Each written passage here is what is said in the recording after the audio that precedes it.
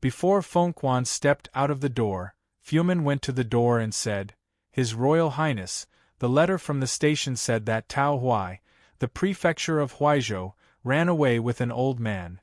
Li Jianting said for a moment, "Where did you go?" The court called him over for negotiation. "What did he run?" Fu Man gently stomped his feet and said, "Shen Zichuan went to Zhonghua." There was an immediate argument in the hall. Chunjin frowned and said, "It's common to borrow food. What does he run? There must be a reason." "I don't know, Your Highness," Fu Man hurriedly said. "The official who called to open the granary in Huaizhou and found that there was very little grain left, which was not enough to provide food.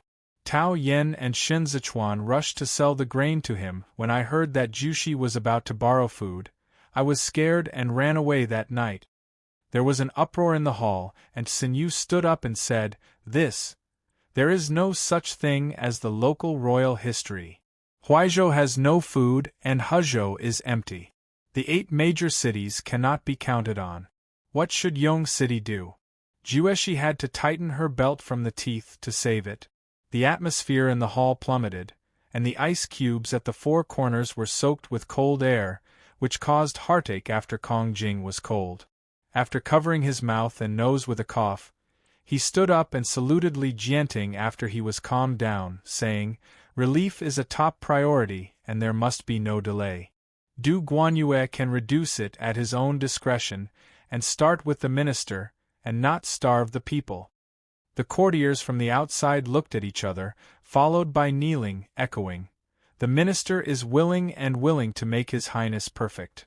The cicadas among the trees were stuck by the eunuch, and Li Jianting stood up, in the short silence, and said with emotion, "Such kings, how can I stop them? Since it is for the people of Yongqing, the palace should also reduce the cost appropriately. Wan Shao, you come to ask for food, and you will arrange for relief. Jiang as Qingshan man to thank you." In the evening, the flower cage was voile, and the courtyard was covered with chopsticks. Only the dumb waited on the side. Shuexiuzhua, dressed in regular clothes, poured tea to Jiang's castle peak and said, "I've been wronged in my house." Jiang as Qingshan took the tea and sighed. "Since I entered the capital, there are so many entertainment events. No mountain or sea taste is as good as the coarse tea and light rice here." Poor life, Shuexiuzhua laid down the teapot and ridiculed rarely. "Which official of Fengjiang is like you? There is no decent carriage to go out." "I'm really poor, you're falsely poor," Jiang's Qingshan rode, "but the two of us smell like each other, we are all sour." The two laughed at the tea. "I think Chu Jun is clever, and he is very decent. He is very clear-handed, and has a fair manner." Jiang Qingshan picked up chopsticks and ate green onions and mixed tofu. "She's young and bumpy, naturally different from ordinary girls." Shuexiuzhua looked at Jiang's dinner in Qingshan. "I see your letter from the beginning of the year. Lun Yang is pregnant?" Jiang's Qingshan slowed down the swallowing, looked at Shuexiuzhua, smiled and said, "It's the same." Shuexiuzhua did not continue to ask. Jiang's Qingshan has a wife but no children. His wife is a Lu family in Beima Prefecture. He is not a big rich family. He has a good relationship with Jiang's Qingshan, but the two have no children. Lun Yang's health was bad. The first child was pregnant in Xianda for 4 years. At that time, Jiang's mountains ran around to borrow food. Businessmen came to the door to scare Lun Yang. After the abortion, it was difficult to conceive. "Why are you so frustrated?" Jiang Oyama put chopsticks. "If I'm destined to be childless, don't force it," he said, looking at the flowers on the side, paused for a moment. "Is the mother pressing hard? It is inevitable that Lun Yang..." Alas! Jiang's mother begged Sun to treat her daughter-in-law very harshly. "My mother is old and has a stronger nature. Lun Yang's ministry has been aggrieved. I have been busy with government affairs all these years, and I neglected my family. I lived up to her original oath." Jiang Qingshan was sad when she mentioned the family affairs. At the beginning of the year, I took over a distant relative, niece, and said that it was temporary. I haven't left yet. I went back several times to see Lun Yang standing under the eaves, and my mother wanted to match me with that woman. You are reluctant to say no, Shweshozhwa gave him tea, so as not to make the old lady feel feasible and hurt Lun Yang's heart. Jiang's castle blocked Shweshozhwa and said, "Change the bar. I'm going to do business tomorrow morning," Shweshozhwa said, looking at Muir, and signaled Muir to get the wine. You live alone in this house, empty, Jiang said. Qingshan raised his arm and waved, "It's time to find someone." Han Sun was removed. Tian didn't check it out. Shweshozhwa took the wine and poured it only for him. Marriage is just to leave her alone in this empty house and delay others' youth. Why create this evil? Official affairs can never be completed, Jiang said. Do you just get old and die like this? Shweshozhwa nodded seriously, and began to talk about official business.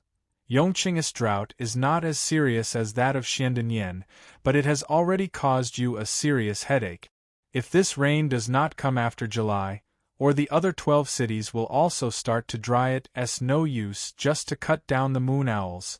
Jueshi still wants to die. Jiang Qingshan drank wine and said, "The cabinet has a lot of heart and power. If there is enough food, Yuan Fu will not make such a decision. I also want to ask you, is the 8th city really empty?" It's empty, the food copied from Dan's pans. Shweshozhwa raised his hand, nodded to the side. Even the people in this palace can't feed. In the past we were short of money, Jiang said. Qingshan shook his head. Now it is a lack of food. If we can lower the order early, reorganize the 6 states in Bo and rehabilitate 10,000 hectares of land, then Shen Zichuan will not become a local master. There will be no difficulties today. Shweshozhwa said slowly. Now the most abundant granary in the world is in Zhonghua. If the drought in Jushi intensifies after July, I will consider buying food from Shen Zichuan. I'm afraid it's hard to do, Jiang said. Who can think of Shenba's ability to subdue the 6 states? The Duanzhou War made him even more popular. This person's revenge will not be easy. Selling food to you. Shweshozhwa put the jug aside and said, "He will walk the world in the name of righteousness, so he can't stand idly by the drought in Jueshi." They talked about some official business again, and when it was almost time, Shweshozhwa let doer Fujiang Qingshan go to rest. When Jiangshan was approaching, Qingshan pointed to the front hall and said, "I met your elder brother when I arrived at the station, and he went to worship and honor him. I think he was promoted, presumably he borrowed your light. Yanqing, in the past, because he had a surname for you, he tried to make things difficult for you, and eventually he clung to you, but he refused to say anything good." Zhang's castle peak was a little drunk, and his feet floated. "I look so proud of him, I'm afraid he will be involved in you in the future. Pay attention to it," Shweshozhwa answered. Guqingqing stepped on the stool and shook out the dice like a trick, saying, "Master, lose." Shweta was so drenched that he touched his pockets and said, "Well, I forgot to bring my money bag before going out. Qingqing, remember it?" Guqingqing blew the dice and looked at Shwe, laughed and said, "What is your polite with me? You should have booked my account. The citrons delivered to the government a few days ago are still good? Recently, the goods from Qinzhou have arrived too. If there's anything you can see, don't mention it." No, Shwe said with a big mouth, still sitting aside and lighting a cigarette. "I have them all in my house, and there is no shortage of these gadgets. Recently, the Ministry of Civil Affairs has to adjust the errands of the central government and listen to the palace. The meaning of the father-in-law here is fat."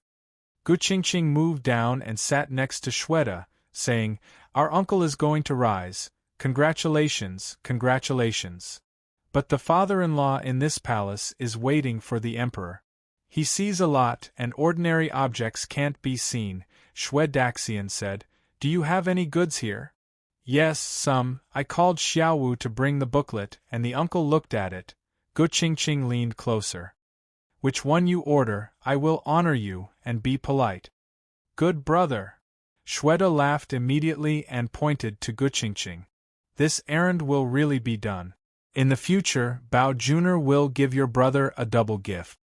When Guqingqing threw the dice, he accidentally knocked on the low table on the side, and Genie Wei, who was disguised as a servant, gave a slight nod, and gave everything to Shwe Dabii, not forgetting to put a layer of gold underneath. It was more late at night and Shweta didn't notice it, and he had long been reluctant to think about it. When Li Jianting went for a walk in the garden, this was her free time. Fengquan accompanied him. Chu Jun slowly walked along Shitsi Road, still thinking about the affairs in the hall. When Li Jianting went for a walk in the garden, this was her free time. Fengquan accompanied him. Chu Jun slowly walked along Shitsi Road, still thinking about the affairs in the hall. Respect God and pray for rain in a few days. Li Jianting lifted his finger and poked the flower branch to the cheek. Things matter, that day can't go wrong. Fengquan moved the blooming branches for Li Jianting and obediently said, slaves must do their best.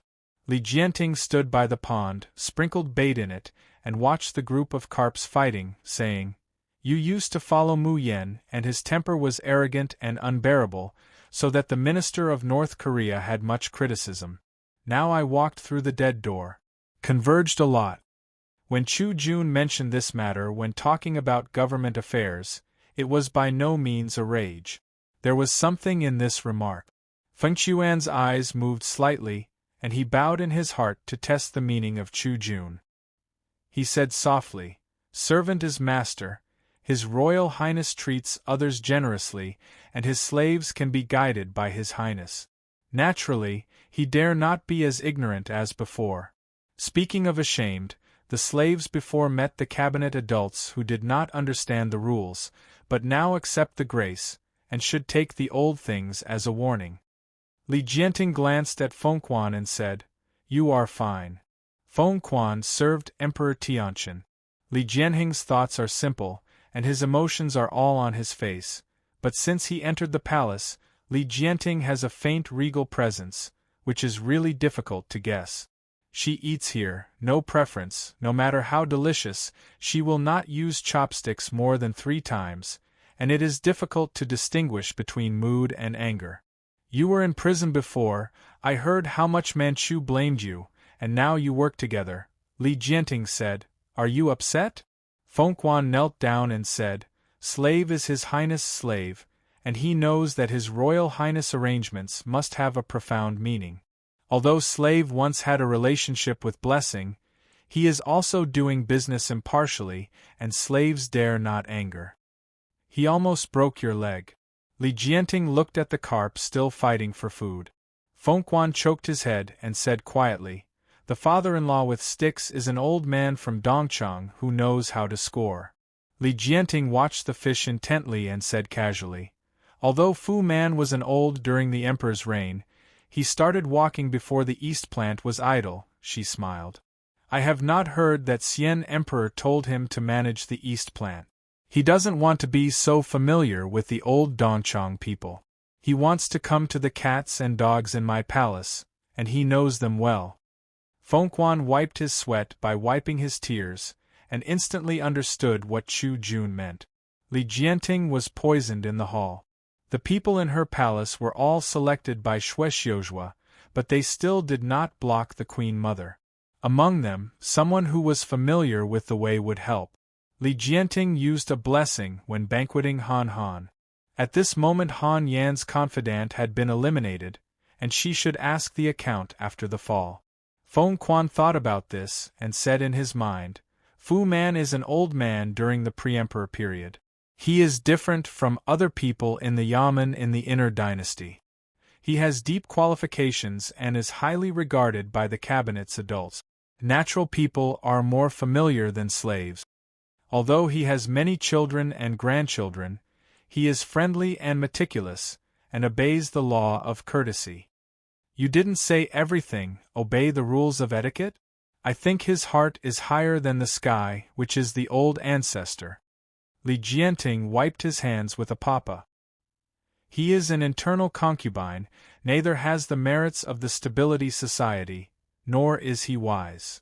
The courage of the king, just because he has been a long time ago, can be an old ancestor. Whose ancestor? She looked at Fengquan. Is it mine? Fengquan only felt that these three floating words were as towering as Chongshan, so that he did not dare to look up and immediately hoed. His Royal Highness is the God of Heaven. Huang Wang Zhongye is in the hands of His Highness, and His Highness is the Supreme of the world. Yi Xiando was a party activist and killed an old ancestor. He didn't want to see me, Li Jianting, but he could meet another one. It can be seen that people's hearts are not enough to swallow elephants, and the kindness of God is rare. Trouble. Li Jianting handed paws to the maid at the side, laughing at herself. But he has the patience, there is no reason, and he can really be my ancestor.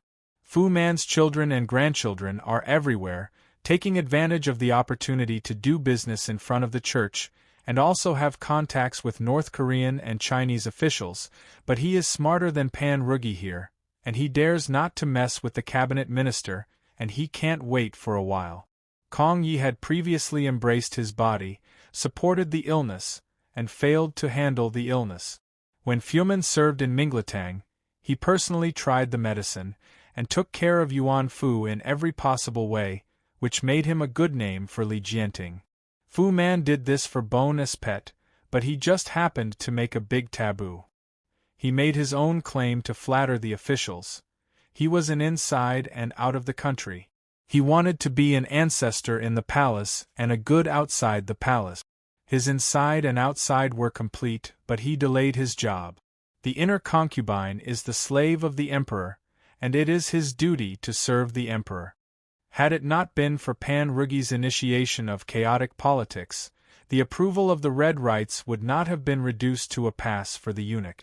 However, Fu Man is respectful to the outside world, and he has an internal momentum. Li Jianting wants to take away Fu Man and must have a reason to convince the public. At this moment, it was dark, and the lantern in the garden went into a group. Fu Man has done a good job recently, his face is naturally ruddy, and when he sees Li Jianting standing by the pond, the little who follows him says to him, "Father, Fengquan is kneeling." Fu Man threw away the dust and said, he had done some work on the banquet before. If he was willing to share his responsibilities, His Royal Highness wouldn't embarrass him, but his temper wouldn't be on the table, and it would be expected to anger His Highness for some trivial matters. He snorted softly, greeted with a smile and saluted Li Jianting. "You're here," Li Jianting laughed. "But what's the matter?" "Slave always remembers His Highness." Fu Man crossed Fengquan, knowing that Li Jianting didn't like people to touch him. He humbly guarded her lower step. "Waiting in the hall, I couldn't wait for the news, I was anxious." Slaves looked at the sky again, there were clouds accumulating, and I was afraid that it would rain later, so hurry up and give my Highness an umbrella. Li Jianting said, "You still have the heart and thoughtfulness." It seemed that Fuman only saw Fengquan and said, "Oh, what's wrong?" The sky was silent, and Li Jianting suddenly thought of her in the misunderstanding of the light. She then frowned and said, "The arrogant thing, I heard that he was doing a job in front of the church, and was very disrespectful to the adults, so I punished him to kneel here." Fengquan wept and fell on the ground, just like the one who had only been scolded before, saying, "The slaves didn't wink, they slammed into the adults, and their sins deserve to be killed, Your Highness. I know that you used to be a pen in the Emperor period, but how can eunuchs compare with the officials of the former North Koreans? Those local officials who entered the palace and reported their work were for local civil affairs, and worked hard. You give them a face, what do you think? Local officials." Fu Man was relieved, no wonder Li Jianting would be angry. In recent days, the drought in Yongqing has left Chu Jun struggling to sleep. Both the palace and the palace are cutting costs. Even Chu Jun eats rice all by himself, saying that he does not forget the suffering of the people. She values the local officials very much. His Royal Highness is working hard in the hall. It is a rare time to come out to visit the garden. Don't be so disappointed. Fu Man led Li Jianting away and grinned. Master Shui is also waiting in the hall, waiting for His Highness. Then, blessed with a few glances at Fu Fengquan, he did not plead. Li Jianting stopped looking at Fengquan and went straight back. When Li Jianting returned to Mingletang, he withdrew from the tea, and while waiting under the eaves, he whispered to the eunuch, "How about kneeling?" The snickered. "Kneeling. Call him up." "Ancestral father," the curiously said. "He is usually not a clear-cut man, and his mouth is still very low. What does the ancestor do for him? It is not good for him to kneel down to His Royal Highness to finish government affairs. When you are a slave, you have to think about the king and solve the problems for the king." Fuman said, "He and His Royal Highness are friends of the Chiendi. His Highness only let him kneel, and he didn't punish him much, just tolerate him. At this time, His Highness I forgot it, and when I think about it later, he will cry again, and His Highness will miss the old feelings, and he should be soft-hearted. I did not plead for him, and let him kneel for a long time. His Highness should blame us for being servile." The ancestor still thoughtfully admired the eunuch. "I always thought of the master Gao. I'll call him up." Fu Man looked back at the dim yellow candlelight in Mingletang and smiled unconsciously. Without the old dog Han Han, he would have no handle outside. As long as you wait for Chu Chu, and then get cabinet sponsorship, Pingbu Qinyun is in front of you. What Pan Rugi can do, he can still do, but he has to do better and more beautiful.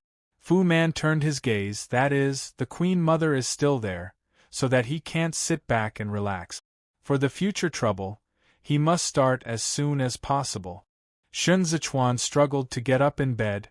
Xiao Qie did not leave in Duanzhou. After midterm, the offensive of the Bianxia cavalry in the north weakened, and Lu Guangbai personally went to Duanzhou. Shun Zichuan struggled to get up in bed. Xiao Qie did not leave in Duanzhou. After midterm, the offensive of the Bianxia cavalry in the north weakened, and Lu Guangbai personally went to Duanzhou. Duanzhou was a fierce battle. "It will take time to see the repair of this city wall," Lu Guang dismissed. Ji Ming sent a craftsman over. Xiao Qie wore a regular dress and said, "Big brother is thoughtful." He said a word, looking at the carriage behind him, his expression surprised. "Hey, here you are." The maid lifted the curtain, and Lu Yizhang squeezed Pa Zi out of his head. Lu Guangbai smiled. "Hire is here too. I miss Lanzhao at home." Lu Yichen stepped out of the carriage with the help of the maid, and said to Xiao Qie, who came to meet him, "Come and see." Xiao Qie turned to his side and said, "Lanzhao also misses his wife."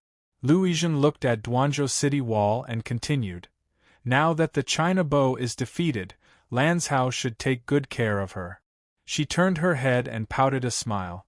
"I specially brought my child to relieve Lanzhao's boredom." Xiao Yan followed his mother-in-law and did not need to be led. He saluted to Xiao Qie. "Second uncle." Xiao Qie hugged Xiao Yan, carefully looked in the air, and said, "The boy has grown tall. Same as when you were a kid." Lu Guangbai handed his whip to Chen Yang. Chungri was afraid that he would not grow tall and drank milk on time. I asked him what he wished for the new year, and he said he wanted to be so tall. He said he pinched Xiao Yan's expressionless cheeks. "The nephew looks like a hoe, don't think about it, you follow me." "Yeah Yi," holding Xiao Qie's arm, Xiao Yan said in a childish voice. All three laughed and Lu Guangbai sighed. "Although I'm talking about it, I'm more like to praise your father. There are many children in the government, and Ding Taoli Xiong still carries it." Xiao Qie took Xiao Yan back, but he struggled to see Shin Zichuan. Xiao Yan likes Shin Zichuan, and as long as the Chinese New Year, only Shin Zichuan. Shin Zichuan had a calf injury and greeted him before the step. After entering the house, a few people made a little embarrassment, and Lu Yizheng would take Xiao Yan to meet Ji Gang. After Lu Yizheng left, Shin Zichuan said, "Now that the war in the north has eased, and the general has reached Duanzhou, There is something to discuss with my brother.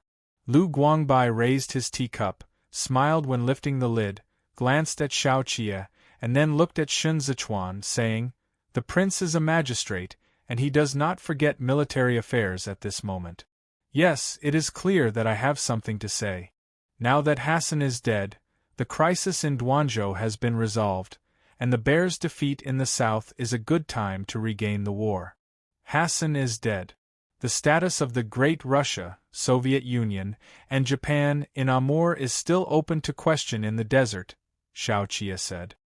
"Big Brother wants to fight back and take advantage of it. Brothers unite." Lu Guang drank tea. "You think so too?" Xiao Qie's position was near the window. He turned his fingers and turned his neck slightly to make the throat condense in the dim light.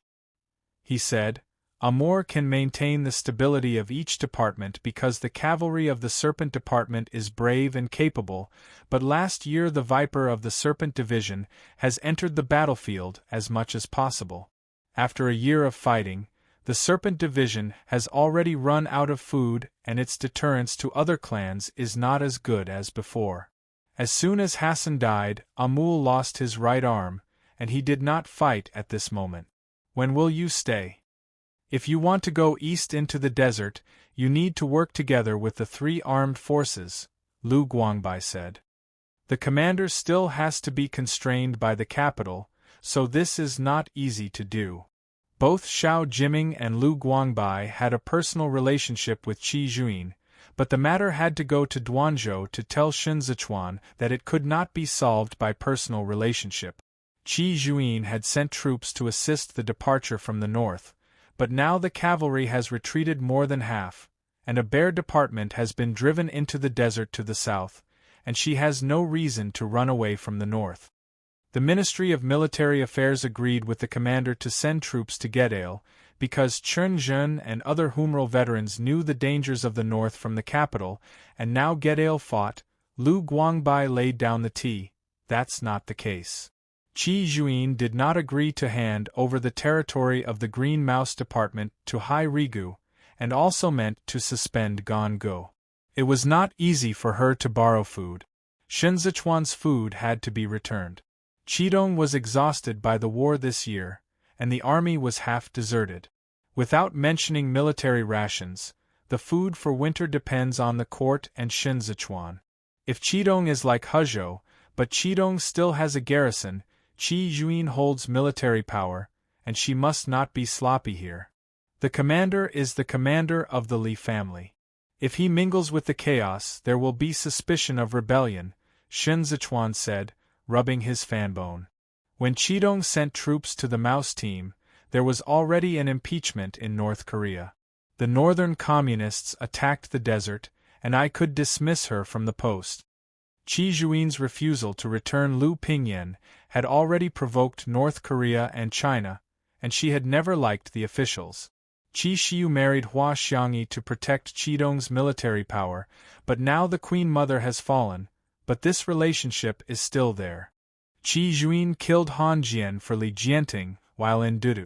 This matter said that loyalty and loyalty can be committed. The eyes of Shun Zichuan's disease were mild, as if his spirit had been eliminated. He said, "Chu Jun is about to ascend to the throne, and according to Shuexiuzhua, he must be rewarded by the commander." He ate tea, as if talking about Jiang Yi anecdotes. That just wait and see, if Chu Jun is really willing, it will help us a lot. Chu Jun led Baiguan to pray for rain, but the rain in Yongqing still didn't rain. Zhang's Qinshan raised food everywhere, and Liang Qiaoshan was still checking Wuqing's accounts. Helian Ho was so frightened that he became seriously ill after the death of Han Yen. Chu Jun led Baiguan to pray for rain, but the rain in Yongqing still didn't rain. Zhang's Qinshan raised food everywhere, and Liang Qiaoshan was still checking Wuqing's accounts. Helian Ho was so frightened that he became seriously ill after the death of Han Yen. This account can't be frustrated, Helian Ho sighed in bed. The Queen Mother is under house arrest in the Deep Palace. It is Fei's death. Xiao Ho Fei sure was frightened by Li Jianting at the banquet that day, and he did not dare to run around, guarding his father, blaming, "What are you doing so greedy? Such a large amount of money can't be filled now. How can you blame me? For whom I am?" Helianho Lao tears, barely stood up, pointing at Fei Shi, "When you fight for something, why should I beg for help? Look at you, you do-n't know anything, you do-n't do anything. Assaulting the knighthood is also eating and waiting to die. I don't go the door, what can we do in the future?" "Yes, yes," Fei Shi heard his father panting, and hurriedly helped Helianho down again. "I'm a jerk, I'm a fool, don't let yourself faint." Helianho calmed her and cried, "I wouldn't have thought of it if I had copied it." The master of Zhaoyue County hugged the child, and he was carrying white flowers. She stayed at home after leaving with her, and heard Pan's bad news. She was a lot stunned. She gave the child to her nurse and signaled that the waiters would go down. "I knew it now, why bother?" said Zhaoyue County Chief Xingyan with red eyes. "How many people have been killed by this account?" "Yes, this account really killed someone," Hail Ho wailed. "However, if you do-n't have this account, how can you marry Pan? Your honor is this account. When the flower family was in its heyday, Hua Xiqian's power is in the wild, and we have to breathe, and we have to get on the thief boat. After Hua Xiqian's death, I was hoping that sure heir could mix a job and a half job, at least he could talk in the middle, but he became Japan is fooling around, and I can't help it. Gaocheng Fei has very few children, and the only line is Fei Shi. If Helianho did not plan early, they would be the second Shui. But even if Shui's diminished, Shui Xiuzhuo was born. On the other hand, Fei's family was really no one. When Helianho thought of it, he got up again and asked, "What is the name of the child who used to be in Jinyi?" "Fei Shidao, you said Fei Xing?" "Yes, right. Fei Xing," said Helianho. "I can protect his father's position. It was me who guaranteed him. Han Yi promoted him at that time, and it was also in my face. Later he ran away with Xiaoqie. At that moment, he was serving Shen Zichuan at Zhongbua." Fei Shi changed his face and said, "That's chaos. The relationship with him is to kill him. This big hole can't make up for it." Helianho raised his voice. "Not only do you have to copy Jiagajue, but you also have to ask, if you look at Pans, how many people are still alive. Even exile, halfway through the road, must die too." The more he talked, the colder he felt. It would be better to switch to Zhongbua. "Tao Tao in Huizhou has run away." Fei Shi was sitting sternly. He was born in Jinyinwo or Zaihui. He has always been a great Zhouchen, and suddenly asked him to confuse with the chaotic thief, which gave him a ridiculous sense. He sat idly for a while and said, "No, how can I be a three-family slave? I have not been treasonous until my death. I and he are close friends and cannot do such things as infidelity. Moreover, Shen Zichuan is insidious." Facing each other, Fei Xing is also greedy for his name. It is impossible. Where is the disaster? What loyalty is it? Helianho hated iron and steel. You should learn not to learn, but you must learn all about Pan Yan's sour smell. "I'm not going anyway," Fei Shi said. "You are a grandpa, so I don't believe that the cabinet really dares." "Why dare you not?" Zhaoyue County Master wiped tears. "There is no Queen Mother. Chu Jun investigates according to the law. The cabinet's ticket comes up. It is an overnight thing to copy the house." She thought of Pan Yi, covering her face and crying. Pan copied it. "Look at your sister, she is still carrying a child," said Helianho, tears and tears. "You have the heart to see your father Fu Shi, your sister an exile, and the whole family has become a grave in the mass grave." "It's impossible to walk," said the head of Zhaoyue County, wiping away tears. "Fashionable is right. Fei Xing will be able to drill camp in Jinyi, and he won't be impressed by his good name. Dad, listen to me. Nowadays, the drought in Yongqing, Shan is raising food in Laodu, then Taozhou and Huizhou ran away again, and the court was embarrassed. You might as well sell Zhuangzi at home and use this money to raise food for the court." Helianho said, But there is no food everywhere, I'm afraid I can't raise it if I have money. Who sold Dad's grain from whom he bought it from? According to the owner of Zhaoyue County, he said, as for Fei Xing, if it is really useful in the future, I will say it later. A few days later, the ice basin was changed in Mingli Hall. Li Jianting was looking at the book. Fu Man bent over and stood by the side, holding a fan to fan gently to Chu Jun. His Royal Highness has watched for an hour, Fu Man said softly, rest. Li Jianting closed the book, and before speaking, Fu Man turned his head and shouted outside, bring up the cold plum soup, Your Highness, it's hot, drink some plum soup to quench the heat. Fu Man has been favored recently, Li Jianting seems to be still angry with Fengquan, and only Fu Man is left to serve. Fu Manchun was so proud that he was afraid to make a decision for Chu Jun before. After several temptations, he found that Chu Jun didn't blame him, and he became bolder. When Li Jianting wiped his hands, Fu Man packed the table for Chu Jun. Li Jianting watched him arrange the folders one by one, and sorted them according to region and department. Then he asked, why do the Mingzong folders go with Yuan Fu? I remember they are not from the same village. His Highness doesn't know they are teachers and students, Fu Man smiled. The promotion of Master Ming is the promotion of Yuan Fu. Kong Yuan served as the cabinet's Yuan Fu, and officials from various ministries assessed at the time were numerous. According to the rules, these officials could call him teacher. Not long after Li Jianting took over government affairs, I really didn't know that all the ministries were so complicated. It would be difficult to remember such things unless they were intentionally taken care of. Now Fumin is just waiting in front of the emperor, and when Chu Jun ascends to the throne, he may be a with a pen, who can hold a pen for the emperor.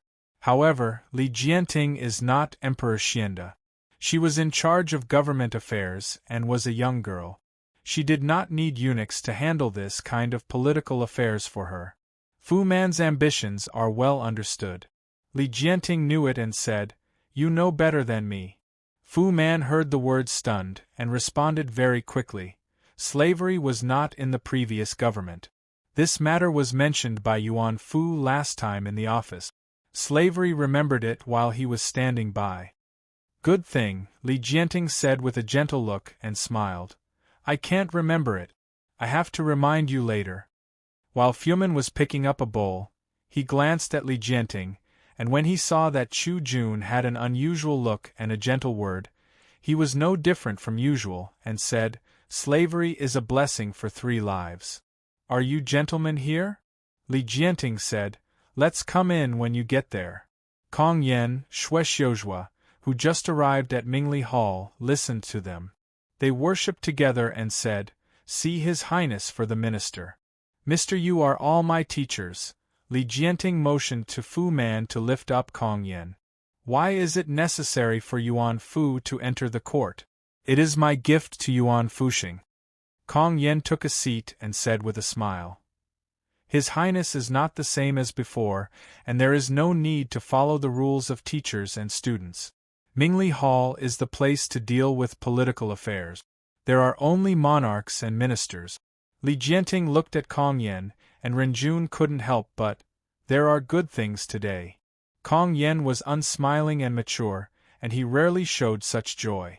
Sure enough, the next moment I heard Kong Yen said, listen to the mountains this morning to report that Yongqing's food aid is ready. It's so fast, Li Jianting rejoiced. Is it the grain borrowed from Hezhou? It's Helianhu, Kong Yen said slightly. Helianhu knew that the tax on the field was wrong. In order to make His Highness light, sell his farm, raise food by himself, and solve the problem for the people of Yongqing. The Chengqing tax is an unspoken case among the people in the hall. The court wanted to recover the part of the empty loss and wanted to repay Liangtian to the people. Helian Hosher must bear the blame, but he must do so, and the cabinet must also exercise discretion. Ruling. The so-called law is not tolerant. His Royal Highness cannot let the villain feel lucky, according to the opinion of the minister, Shuexiuzhua knelt. Although Helian Ho prepared food for the Yong city, he still has to investigate according to law. We tracked down the land tax and blamed it for the restoration of the people's livelihood in the 8 cities. Since Helian Ho was willing to raise food for Yongqing, he had a repentant spirit. Cut Fei, I'm afraid it's unpopular. Xin Yu is a veteran of Hanmen, but at this moment wants to protect Helian, just for Li Jianting. Helian Hu raised food for disaster relief. No matter what, there is a name in Yongqing. If Li Jianting insists on copying his door, for the remaining family who is still watching, there is only one way to fight to the end. As early as when tracing Donqing's account, Xin Yu repeatedly advised Kong Jing to slow down. Now that Duanzhou is a big victory, all 6 states belong to His Majesty Xin Zichuan. Once the battle is settled in Beiping, the next one is Pudu. The so-called dripping stonewares, since the family is Xinyun, you can't rush for a while, otherwise you will hurt your lungs. Where can you spare more time to deal with China Bo? Moreover, Danqing's re-entry into Mintian and re-examination of the Yellow Book, the court wanted to focus on treating the disease without having to deal with external problems. The Xiandan Yen court left them room, but the 8 cities became worse, which led to the resale of official food. Xue Xiuzhua said, "If you can't kill chickens and tamarinds, how can you make them cold?" Now the community is dying. Xin Yu also knelt down. From the north, China Bo has rebelled in succession. The Chaos Party gathered Jiang Yi, Shun Zichuan Dash. It is precisely because the society is dying that we have to reprotect the dynasty. If we can't eradicate the family as soon as possible, Xue Xiuzhua continued, how can we make peace? Xin Yu raised his head and bitterly said, the fierce medicine has fallen, Pan, Han, Hua, and Wei have collapsed, and the family's restraint is not as good as before. At this moment it will be a great disaster. His Royal Highness, if you treat a big country, Cook Xiaoxian won. Li Jianting meditated without saying a word. The heat waves outside the hall floated and became soaked. After a long time, I saw the looking hurriedly, and hurried to the front of the hall, and what ear said to Fengquan. His Royal Highness, said the bead curtain, and Fengquan said, the Queen Mother is in critical condition. There was no discoloration in the hall. The author has something to say. 1. From the Tao Te Ching. When Li Jianting arrived, the doctor in the hall feared falling to the ground. Aunt Liaoyu knelt on the side of the couch, clinging to the hand of the Queen Mother, and said gently, Chu Jun is here. When Li Jianting arrived, the doctor in the hall feared falling to the ground. Aunt Liaoyu knelt on the side of the couch, clinging to the hand of the Queen Mother, and said gently, Chu Jun is here. The Queen Mother breathed slightly, turning her eyes, and saw Li Jianting. She was sweating a lot, and she had some wrinkles on her face without applying powder. Finally, she was old-fashioned. She was so angry that she said, the family of mourning has to talk to His Highness. Aunt Ryuyu stood up and retreated with left and right. Hanging in the hall, the Buddha's shrine is fragrant, and the smoke of Sina covers the Buddha's image. The color of compassion becomes blurred. Li Jianting stooped to pick up the string of beads that fell on the rafters and smelled the rich sandalwood. You set a banquet to kill Han Yen, the Queen whispered. The family of Ai knows. You can't tolerate it. Ai. Although I have the heart, I am powerless. Li Jianting turned the beads. Fu Man is so anxious that the Empress Dowager's heart is gone and it is over. The Queen Mother twitched her chest, but barely laughed. She looked through Li Jianting and said, You are really the daughter of Emperor Guangqing. Laughing at you, Li Li. If you are a man. If I were a man, I wouldn't live today, Li Jianting said, holding a string of beads and sitting on the edge of the bed. You have killed the Li man. The Queen's soaked hair stick to her cheek. From this eyebrow to the glorious era of the past, her lips moved.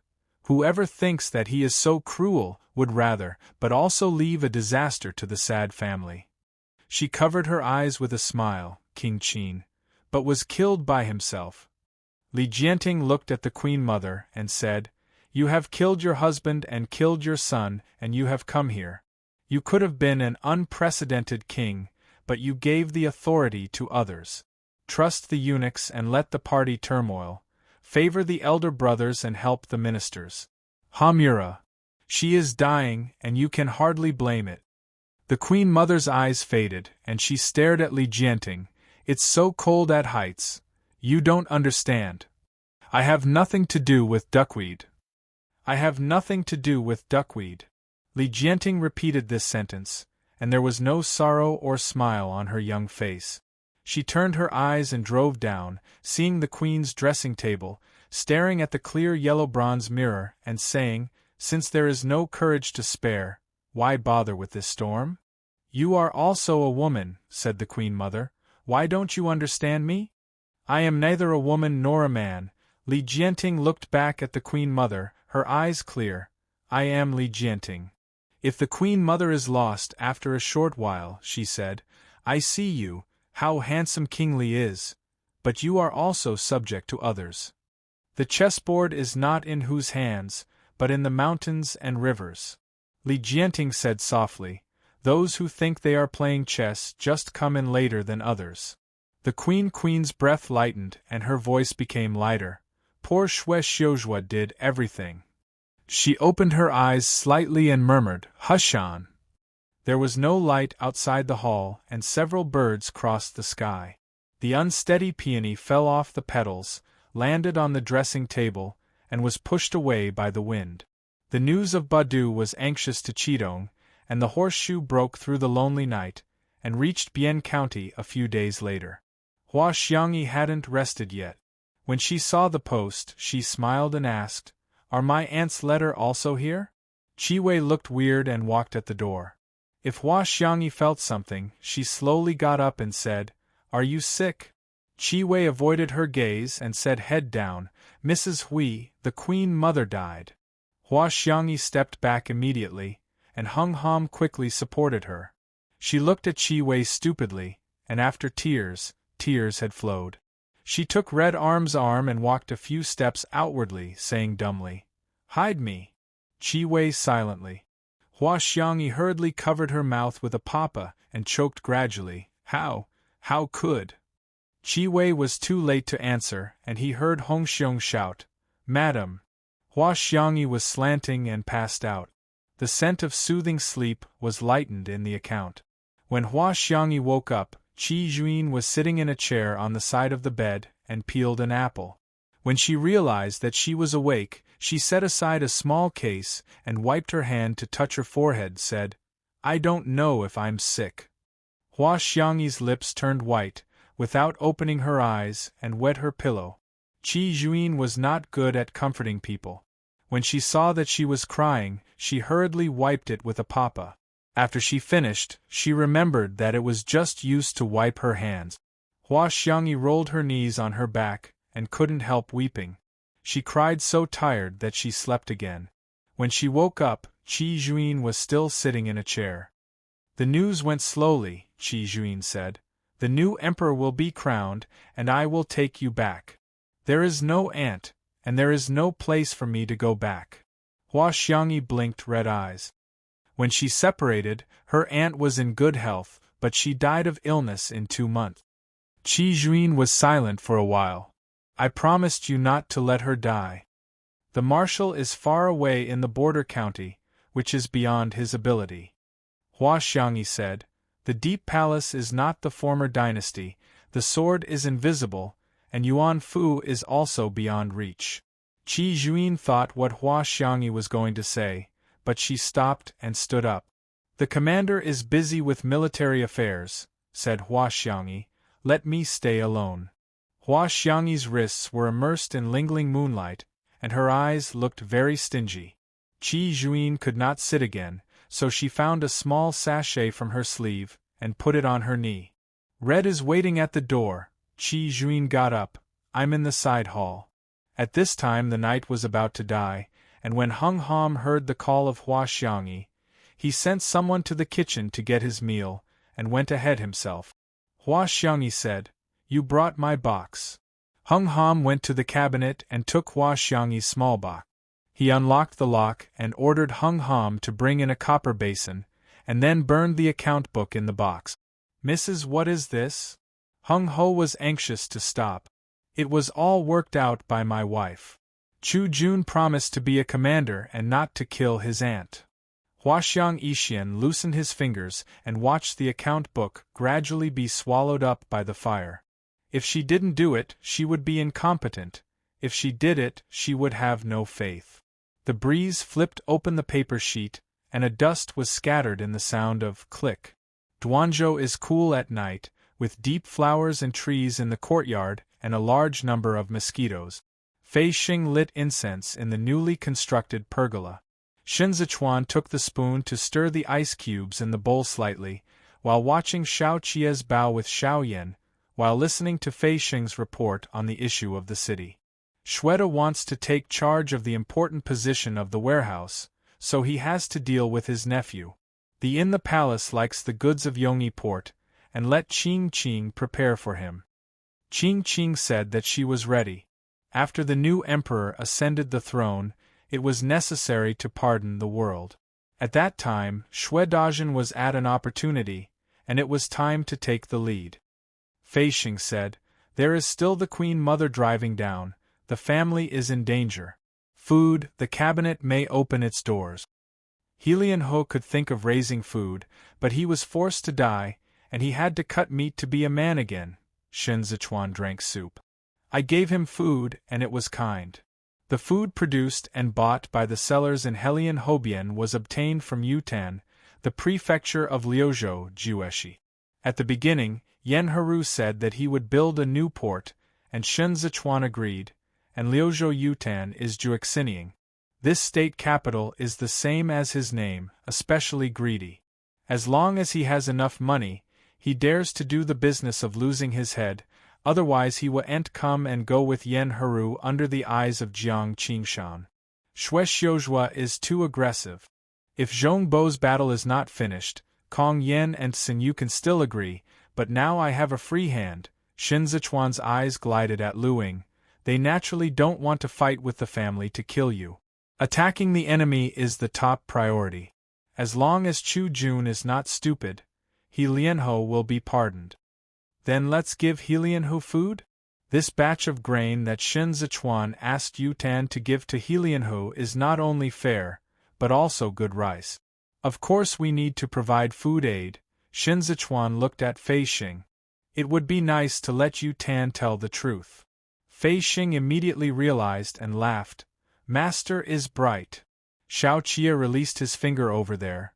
The sharp arrow hit the bull's eye. Chen Yang and other guards applauded in unison. Fei Xing said with emotion, "Erie's arm." Shen Zichuan watched Xiao Qia for a long time and said to Fei Xing, "Yin Lao's funeral is done. You are the son, you are the master of the rest. He doesn't have anything decent. Throw a broken mat and a quilt, burn it to him, and I'm afraid he scolds me." Fei Xing raised his hand and held down the knife on the waist. "I just keep this. Nameless, he is nameless." Shen Zichuan said, "Yin is always a hero. This knife should have a name." "I followed the master with him." Fei Xing held the knife, and asked the master to give his name. Shen Zichuan turned the porcelain bowl and watched the moonlight cut across the side of the bowl. There was a bright snow and he said, 100,000 flags cut Yen Luowan, so take the last 3 characters. Fei Xing knelt on his knees and said loudly, "This knife will live up to this name." The Queen crashed, and Chu Jun's ascension to the throne was inconvenient. The cabinet drafted its charter and set it in early August. Immediately after the funeral, the year was chosen to be Xing Xing. When Xiao Qia heard it, he said, "Chu Jun has the spirit."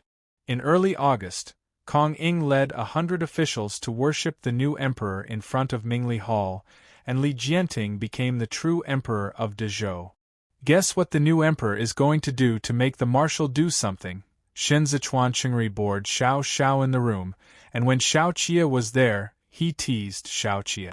"What's the prize?" Xiao Qia looked at the military affairs, and let Lan Zhou rest on his back. The color head must be enough. When Shen Zichuan saw it, he used a folding fan to draw it. He felt quite comfortable pressing Shao Chia so much, and said, "Everything is fine."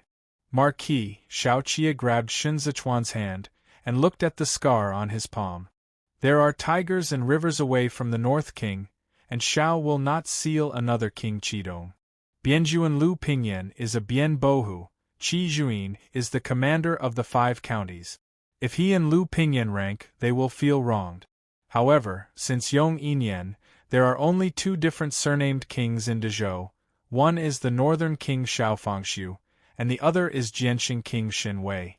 Qi Juin was not as successful as Qi Xiu, and he couldn't say anything about his eyes. It was difficult to seal up. Weighing the 2 phases makes Feng Ho more suitable. Then I guess a king, Shen Zichuan put on his ears. If you win, you have to give me a reward.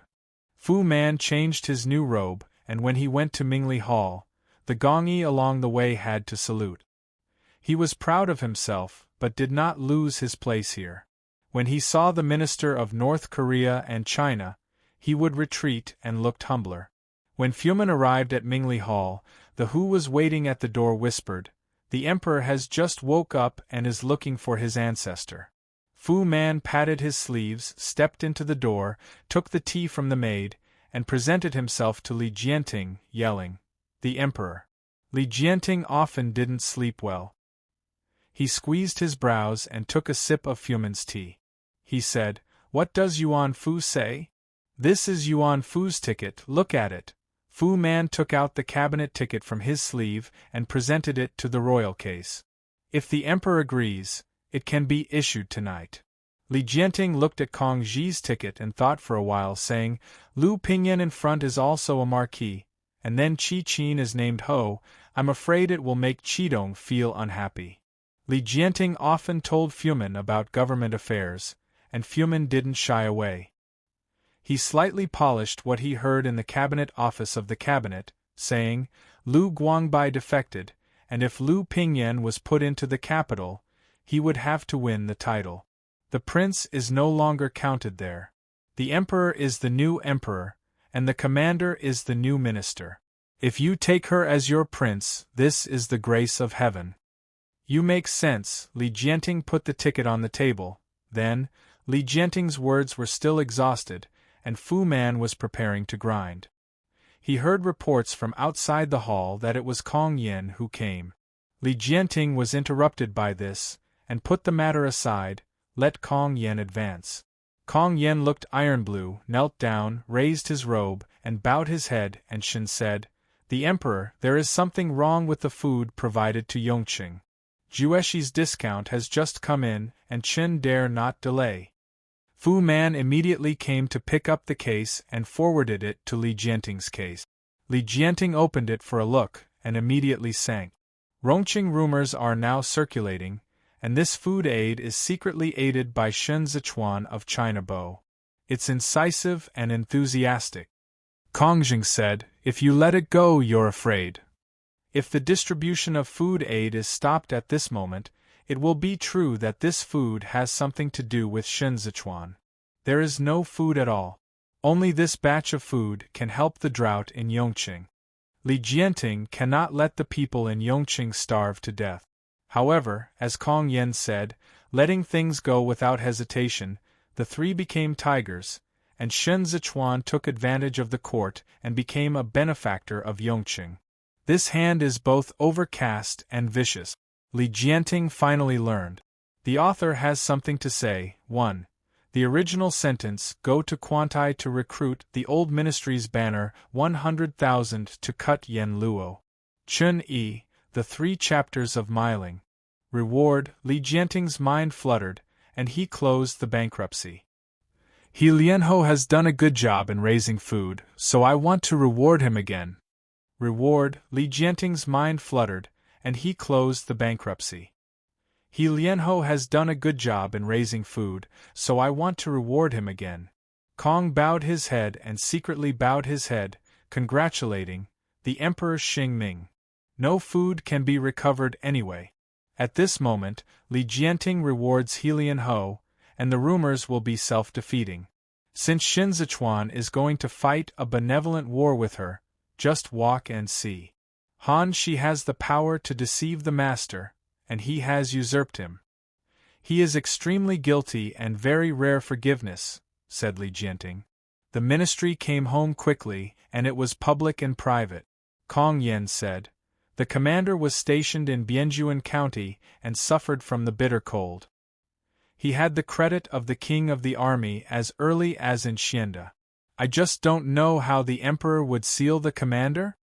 I heard that the marshal has the reputation of Feng Yinli, Li Jianting said, writing 2 words neatly on the paper. It would be better to seal the marshal as Donglai King. Kong Yen looked up and said suddenly, That's Qi Juin, 3 out of the Qidong Baoqin King. The wind led to the 13th Battalion of Sand and Fire, and the lone army rescued his father deeply. Since she served as the commander of the 5 horses and horses in Qidong County, the 2 counties in 1 county have been solid.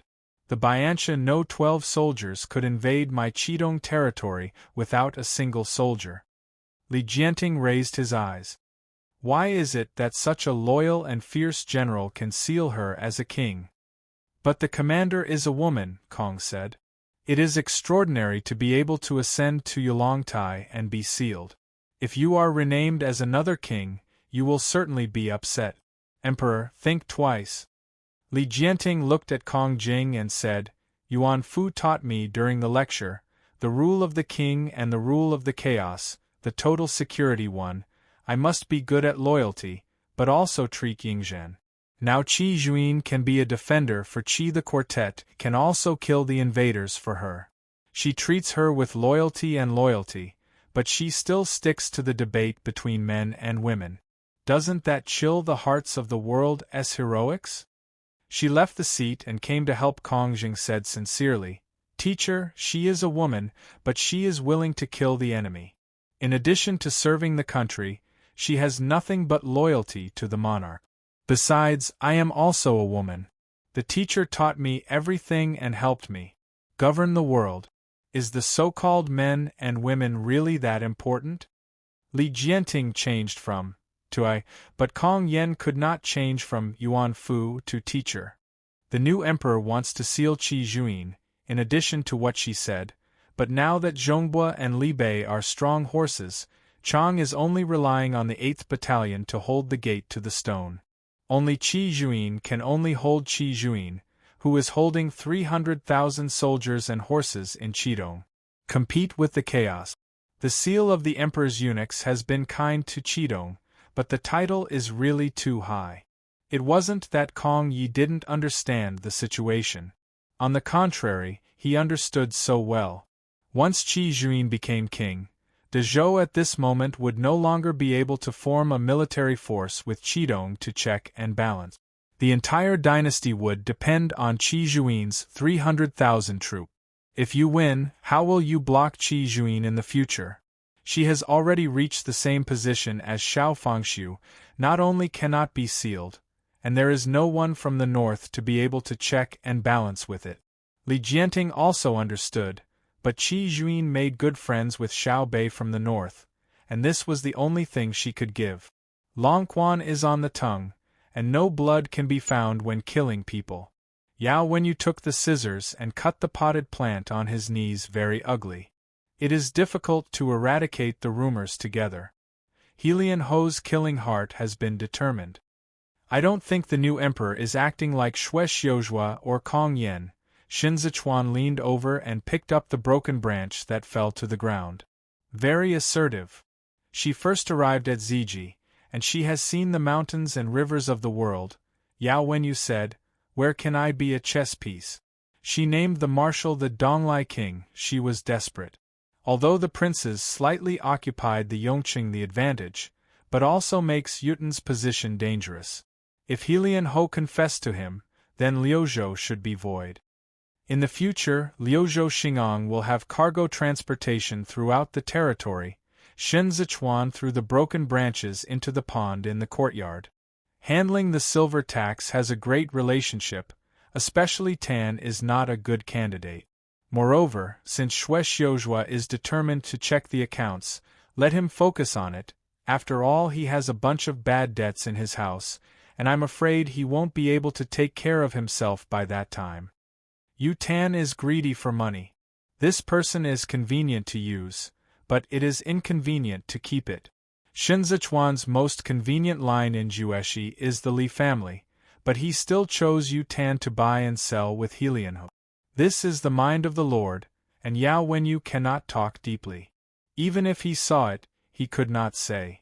The potted plants on his knees became more and more cut and bald, Yuanjue said.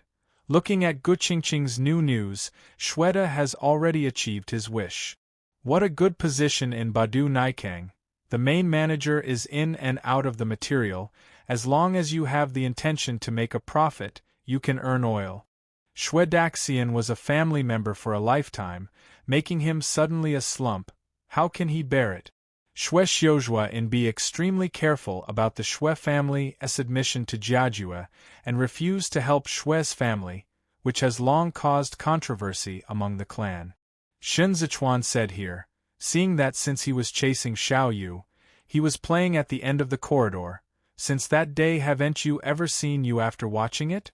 Shue Xiuzhua behaved well, and would not show mercy if he wanted to kill me. Even if the master is alive, there is no cure for this leg and this poison. Since he is young, the governor does not need to embarrass him anymore. Yao Wenyu said calmly, there is no need for this matter, force it and see God. Xiao Yuan fell to the ground, quickly got up, and ran with grass. Yao Wenyu loosened the scissors and did not indulge in it. He continued, Shitzi is healthy, neither arrogant nor spoiled. I think he is intelligent, reads well, and will be lived up to by everyone in the future. Shen Zichuan didn't speak. Yao Wenyu smiled. He gave the potted plant to Shen Zichuan and said, Fu Jun is still hesitating. Shen Zichuan raised his left hand holding the folding fan, pointed to the west, and said, a prisoner in the world. He is the most free place in the world, and the least free place in the world. Longxing's 9 sons are all different, Yao Wenyu said. Can wolves from the north only run in Kusano? The son is smart, so why don't the governors ask him? Xiao Yan was tired of playing, still holding on to his spirit, and asked Shen Zichuan to go back. He walked across the pond, pointed at the water, and said to Shen Zichuan, Uncle Heir, this is the mirror. He called Xiao Qia the second uncle, and Xiao Qia taught him to call Shen Zichuan the second uncle. Well, Shen Zichuan said, looking in the mirror can be dressed properly. Xiao Yan faced the water and patted his robe clean. You should know that Xiao Qia was still chasing the foal when he was so big, and he wished he could sleep in the grass nest all day long. Xiao Yan looked like Xiao Jiming, but according to Xiao Qia, when Xiao Jiming was so big, he didn't get beaten by himself, but he was not so quiet. Shen Zichuan asked, You are looking for your husband today, do you want him to teach you to read? Xiaomin nodded and said, Reading can be wise. So many gentlemen in the house. Shen Zichuan drew his fan slightly, and pointed to Yao Wenyu's room. Why do you pick this? Mr. Ching Feng said that Mr. Yuan Zhua had the best learning. Xiaomin paused, and looked up to Shen Zichuan. I want the best gentleman. Shen Zichuan was slightly silent, then said, What if there is no Yuan Zhua? Mr. Yuan Zhua said that enterprises cannot stand and cross-sectors can't do it. Xiao Zhua pointed to himself. Even if you want the best gentleman in the world to teach, you need to be able to understand yourself. You can't be so high. He speaks well, but at the age of 7, he is far beyond his age. The house's husband was influenced by Yao Wenyu. When there was no government affairs, he occasionally talked in the kiosk. Xiao Yan did not like to talk. But whether Xiao Qia handles military affairs or Shen Zichuan talks about government affairs, he will sit and listen. Do you work so hard to be the best gentleman? Xiao Sun showed a strange look. He shook his head at Shen Zichuan and said, Sun Heir is not a sir, Sun Heir wants a sir. He pointed to Fei Xing. Sun Heir is not a general, and Xian also wants a general. Sage SA seats, heroes enter my hub. He would have to be the best without a essay. This is the ambition to embrace the talents of the world. Shinzichuan squeezed Xiao Yan's hand and stopped talking. The new emperor amnesty, 6 transfers, Shui dashing to Nikangdian Shou put a feast on Donglong Street that day, invited distant relatives and neighbors, and made a stern breath. He was drunk, and supported by Guqingqing. He staggered to the house and said, "Feng Shui turns, I am a lucky person, or a at home." He raised his finger and said to Guqingqing, "I the word Pingjing, Pingjing." Shueshio's was word Yanqing, who's Qing. He patted his chest and smiled. Mine, I am his brother, I should compare him alas, higher than him." Guqingqing shook with it and said, "Yes, Grandpa is right." "Uncle," Shui Pingjing said loudly. "Yes, I am uncle? Why and how can I look at him? Why is he a who has taken away and taken the position of my homeowner, splits up and kicks us both? He was the most ruthless person when he went out." He waved his hand, an expression that Shui Xiuzhua could not bear. "Look at him, once he became the minister of the DPRK, but he refused to help us. Is it human?" Guqingqing did not answer. "You are all afraid of him," Shui Pingjing squirted. "What is terrible to him? He is cheap and cheap. When I went to school before, I knew he was restless," he said of the sadness, even whimpering and crying. "I'm his elder brother, why is he more talented than me? If the family asked him to write an article for me, he wouldn't. If he wrote it then, I'm also a minister now." Shui Pingjing cried more and more sad, and finally leaned against the wall, spit out a "wow." "He said that I favored the room. The deserted son studies. We would not allow our father and son to see you again." Shui Pingjing ignored the mess and covered his face. "He is such a ruthless heart. My son, even if he becomes unwilling in the future, he is a son of no skill. He is the son of a man. He is a man." Guqingqing said comfortably, "Uncle has now been promoted, and he can talk to the father-in-law in the palace. Naturally, he has a chance to return to Dalong." Shui Pingjing wiped her tears, clenched Guqingqing's arm, and said with a grudge, "I look at him as he stands high, but also depends on his slump." The author has something to say. 1-2, from Zhen Guan Zheng Gao 3, from the Tao Te Ching. At noon the next day, Helian Ho went to Mingli Tang to thank him. At noon the next day, Helian Ho went to Mingli Tang to thank him. Fu Man stopped Helian Ho and advised, "Ho Yi is slow, the emperor is taking a nap now, and he will be called later." He turned to his side, "If you are not in a hurry, wait here first." Helian Ho made a special trip to show loyalty today, and the rumors of Yongqing kept him up at night, lest Li Jianting be angry and copy him. He nodded and said yes, waiting just under the sun. The scorching sun was noisy at noon, half an hour passed, and Helian Ho was sweating. He didn't dare to ask, his heart sank gradually, and he watched silently around the eunuchs around him, aware of the punishment of the new emperor. "Howie," Fu Man called lightly, "would you like to go to the side hall first? What a hot day." Helian Ho barely squeezed a smile, wiped his sweat with his sleeve, and said, "Don't worry. Yongqing provided food for him, and he couldn't get rid of the relationship if something went wrong. If Li Jianting was suspicious that he was collaborating with the Chaos Party, his head would not be able to keep it. Don't let him stand by now, just let him kneel. If he can save his life, he will do it. I do not know how long." Helian Ho's back was like a hot iron plate. His face was pale, his sweat turned into sweat, and he felt faint before his eyes, standing by perseverance. The bead curtain dangled slightly. Fengquan showed his half-body and said softly, "The emperor is awake, and he is more hands and feet. Don't delay the emperor's time in handling government affairs." The Gong-yi, who was waiting under the eaves, entered the basin. It didn't take long for Helian Ho to hear his name.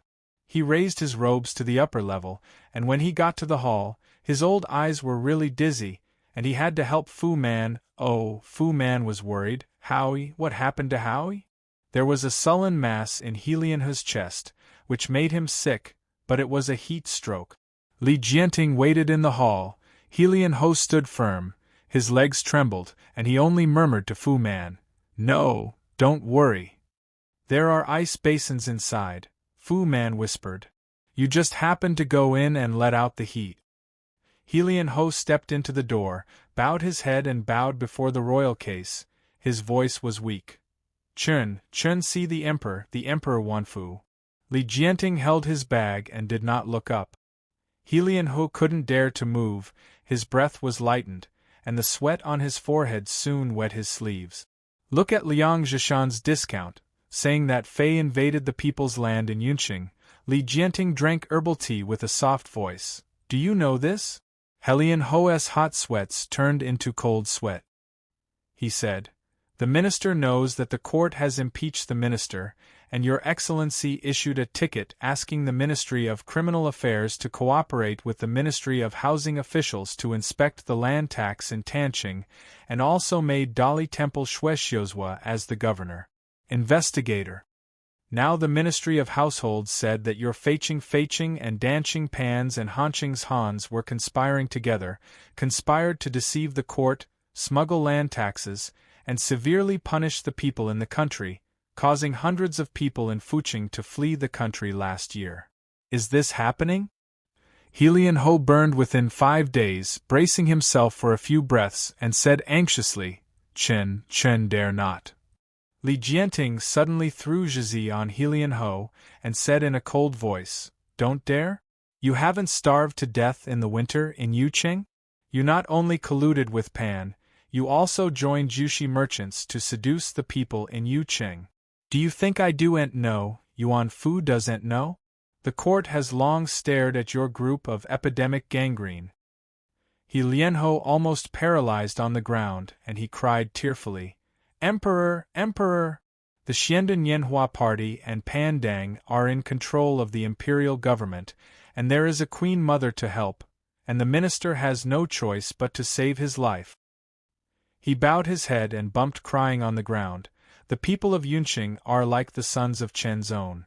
Ever since he respected the world, he has been under the jurisdiction of Fei's family. If the Chun was not forced to die, how dare he do such things as pigs and dogs?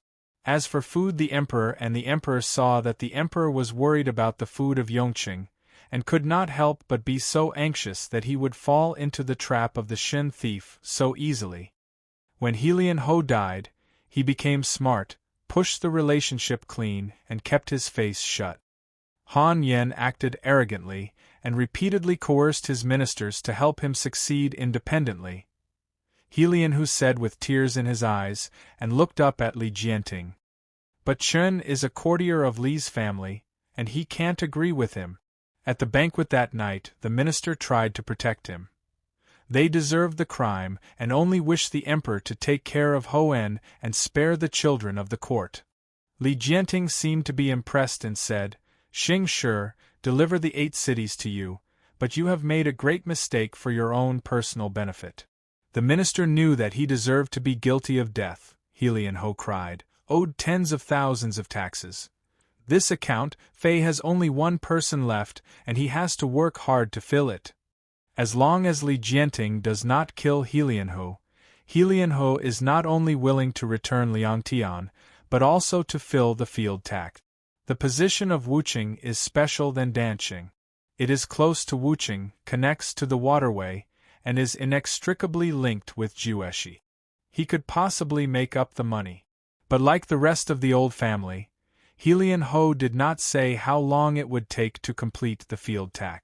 Li Jianting turned around, as if in contemplation. After a long while, she said, "You have no forgiveness. I miss you in your willingness to solve the sorrow of the young city. If you still have a conscience, you will spare your life." Helianhu's heart was loose, and he immediately hoed. "The Emperor's holy heart is kind. But you have a party and a private business, and you have a negative Shenzhen, Helenho, sayent stay." Li Jianting didn't give Helendu a chance to breathe. There is also the occupation of people's land. Helian Ho's heart hung up again. Fu Man, Li Jianting said toward the door, pulling those out. Fu Man responded, and not long afterwards, the guard held several people on his knees in the open space. Helian Ho stood back and looked through the bead curtains, and found that these people were all officials who had set up in the gate of the city. Although I gave you the 8 cities, you still have the last name Li. You can escape the crime of death, which is a pardon of your grandma. These people deceive your majesty, practice the law, and run rampant. Li Jianting stood to hear around Lianho. He stretched out his palm and patted Helianho's shoulder gently. They displaced the people inside the country, Fuman. Fu Man raised his voice in a haughty voice. Punch stick hit. As soon as Fu Man's voice fell, the iron tin rod suddenly hit the human body, and the sound shocked Helianho. Several populations were stuffed, neither pulled to the door in accordance with the rules of the court, nor wrapped in cotton. The official uniforms on them had long been cut off and they were wearing lining. The eunuchs holding sticks are all from the old affiliates of the Dongchang factory. They played according to their death.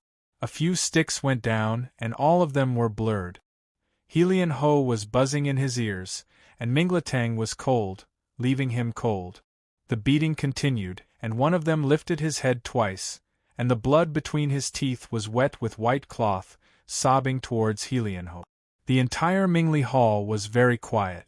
The eunuch stood up and stood, only with the sound of bang, bang, bang. After half an hour, the smell of blowing his nose was pervasive. Li Jianting didn't look at Helian Ho again, but said, "Go on." When Helen Ho got up, he stumbled to himself, and threw himself on the cold floor.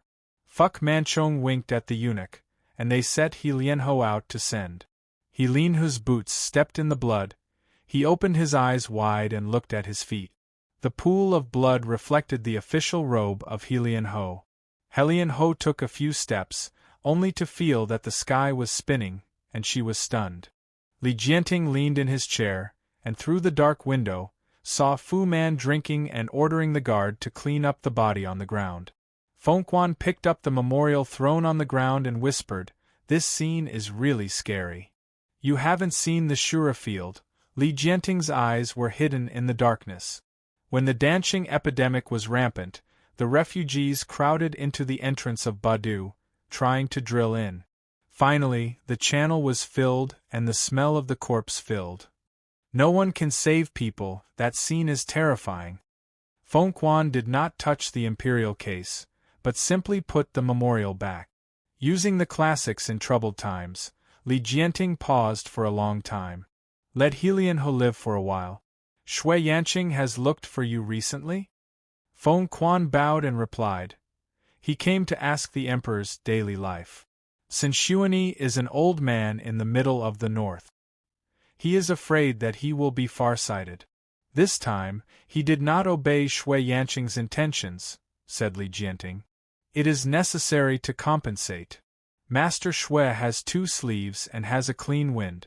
He was very frugal when he was in Fuzhong, so he was very famous in Tai Shui.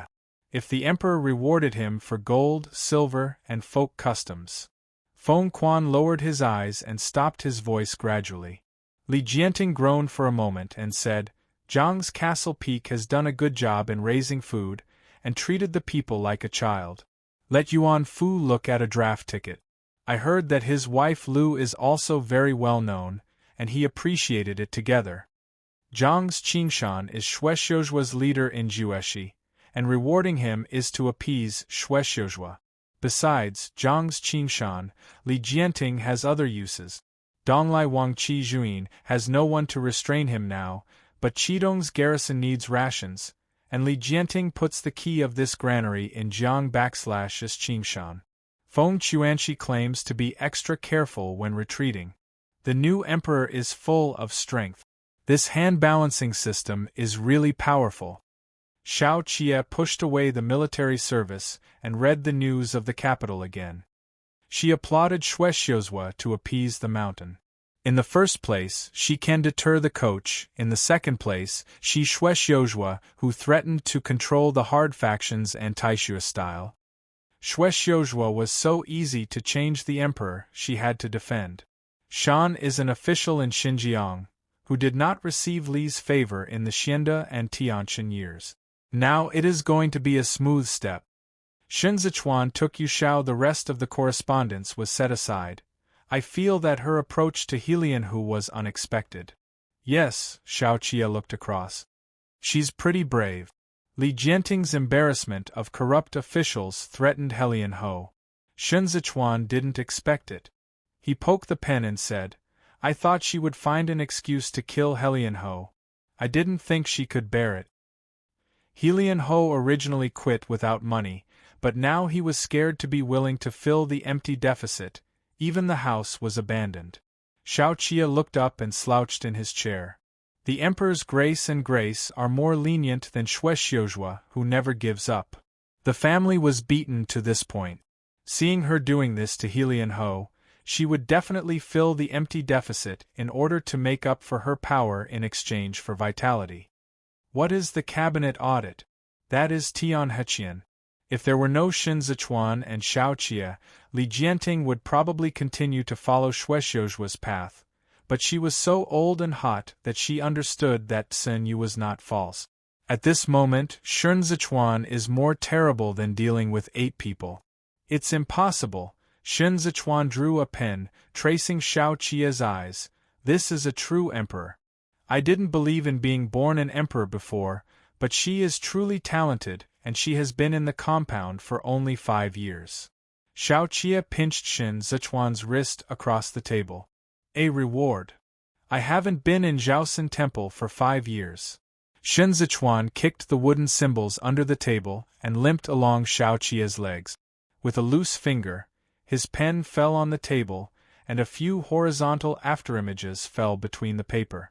Lan Zhouwan pointed at Xiao Qia's nose and said, Hurry up. Here, I'm afraid of falling down. Xiao Qia smiled indifferently. Here, I'm afraid of falling down. Xiao Qia smiled indifferently. Since he had not been told, Shun Zichuan was injured in the waist and he really couldn't stand it. Shun Zichuan endured for a moment and wanted to drop his foot back, but Xiao Qia didn't allow it and pinched the ankle in his palm to make it close to himself. Ah! Shun Zichuan slowly extended his ending. This is for me to hope that Mei will quench her thirst and chat with masturbation. It's early, Xiao Qia said, but didn't let go. Shun Zichuan originally wanted to say something, but he squeezed his hand and suddenly moved. Before September, if the coach was inconvenient to send troops, I would no longer wait. Xiao Qia was neatly dressed, and his upper body could not see the slightest clue, and his speech was no different from usual. The Empress will not agree with the commander to send troops in such a way, and besides, Shun Zichuan's voice suddenly lightened, as if it had disappeared. Xiao Qia took off his net socks. There was a hanging curtain near the table. With the palm of Xiao Qia, Shun Zichuan gently touched the table. Barefoot stomping through a tedious pattern of robes, the fabric was entangled in the soles of his feet, soft and wrapped with hardness. Besides, the commander must also think about the 5 counties, Xiao Qia continued with Lanzhao's words. Deep into the desert is time-consuming and labor-intensive. If this battle lasts longer, even Qi Shiyu may not be willing. The corners of Shun Zichuan's eyes turned red, which was urged by the heat wave. He said, On that day, you told General Lu to wait for Qidong. At that time, the Empress did not show its sharp edge. Now look at it. Qidong has no hope of sending troops. Xiao Qia said here, no longer teasing Lanzhao. This year you will gather food from Huai Ti Ci and Hezhou. The problem, although it caught up with the spring plowing, it lost the Huaizhou granary. Tao Tao ran away, and the court naturally had to change people to manage it. It would be difficult to do business with them next year. Both Yongyi Port and Yanshi copper mine were seized. The business from Beihu City will generally be reduced by half. Lanzhao, Qidong's garrison will not be able to support it next year. Qidong sent troops to the Green Mouse Department this time, and I didn't give any food. Qi Juin still had the confidence. Where did she come from? In addition to Shun Zichuan, who else can provide such arrogant military rations in this world? Xue Xiuzhua is not a fool. Who provided the food for the garrison? He knew it, but he did not pierce in front of Qi Juin. Qidong's effectiveness this year will be diminished due to the fact that there are no soldiers in 3 of the 5 counties in Qidong because of the presence of foreign troops. This has led to Qi Juin's demand for military food this year is greater than in previous years. The only good news is that Chuntian, a farmer in the 4 counties, continues as usual. She only has to worry about rations, but even so, the expenditure of 300,000 rations is scary, let alone going deeper into the desert. It's 2 different things. After the Duanzhou War is won, the expenditures of the fortifications in each state will inevitably increase. Not only that, the 6 states have begun to take shape. Shun Zichuan will supply military rations for the 120,000 garrison troops in the 6 years, and 120,000 Iron Riders from the north continue to supply military rations. If Qidong's garrison is added on this premise, then a total of 700,000 soldiers and horses will be supported by him. Wang Xian wrote to me, saying that he wrote to you half a month ago, stating that it was powerful. Xiao Qia said in a more comfortable posture. You didn't reply. Shun Zichuan's feet were still sticking to the place where Xiao Qia's blood was stretched. He leaned on the chair and said, half a month ago, the gentleman had not estimated the budget, so I pressed Wang Xian's letter and did not reply. Mr. Fuchu are good, but most of them come from Eno. They are talented, but they don't have the skill of officials like Wang Xian.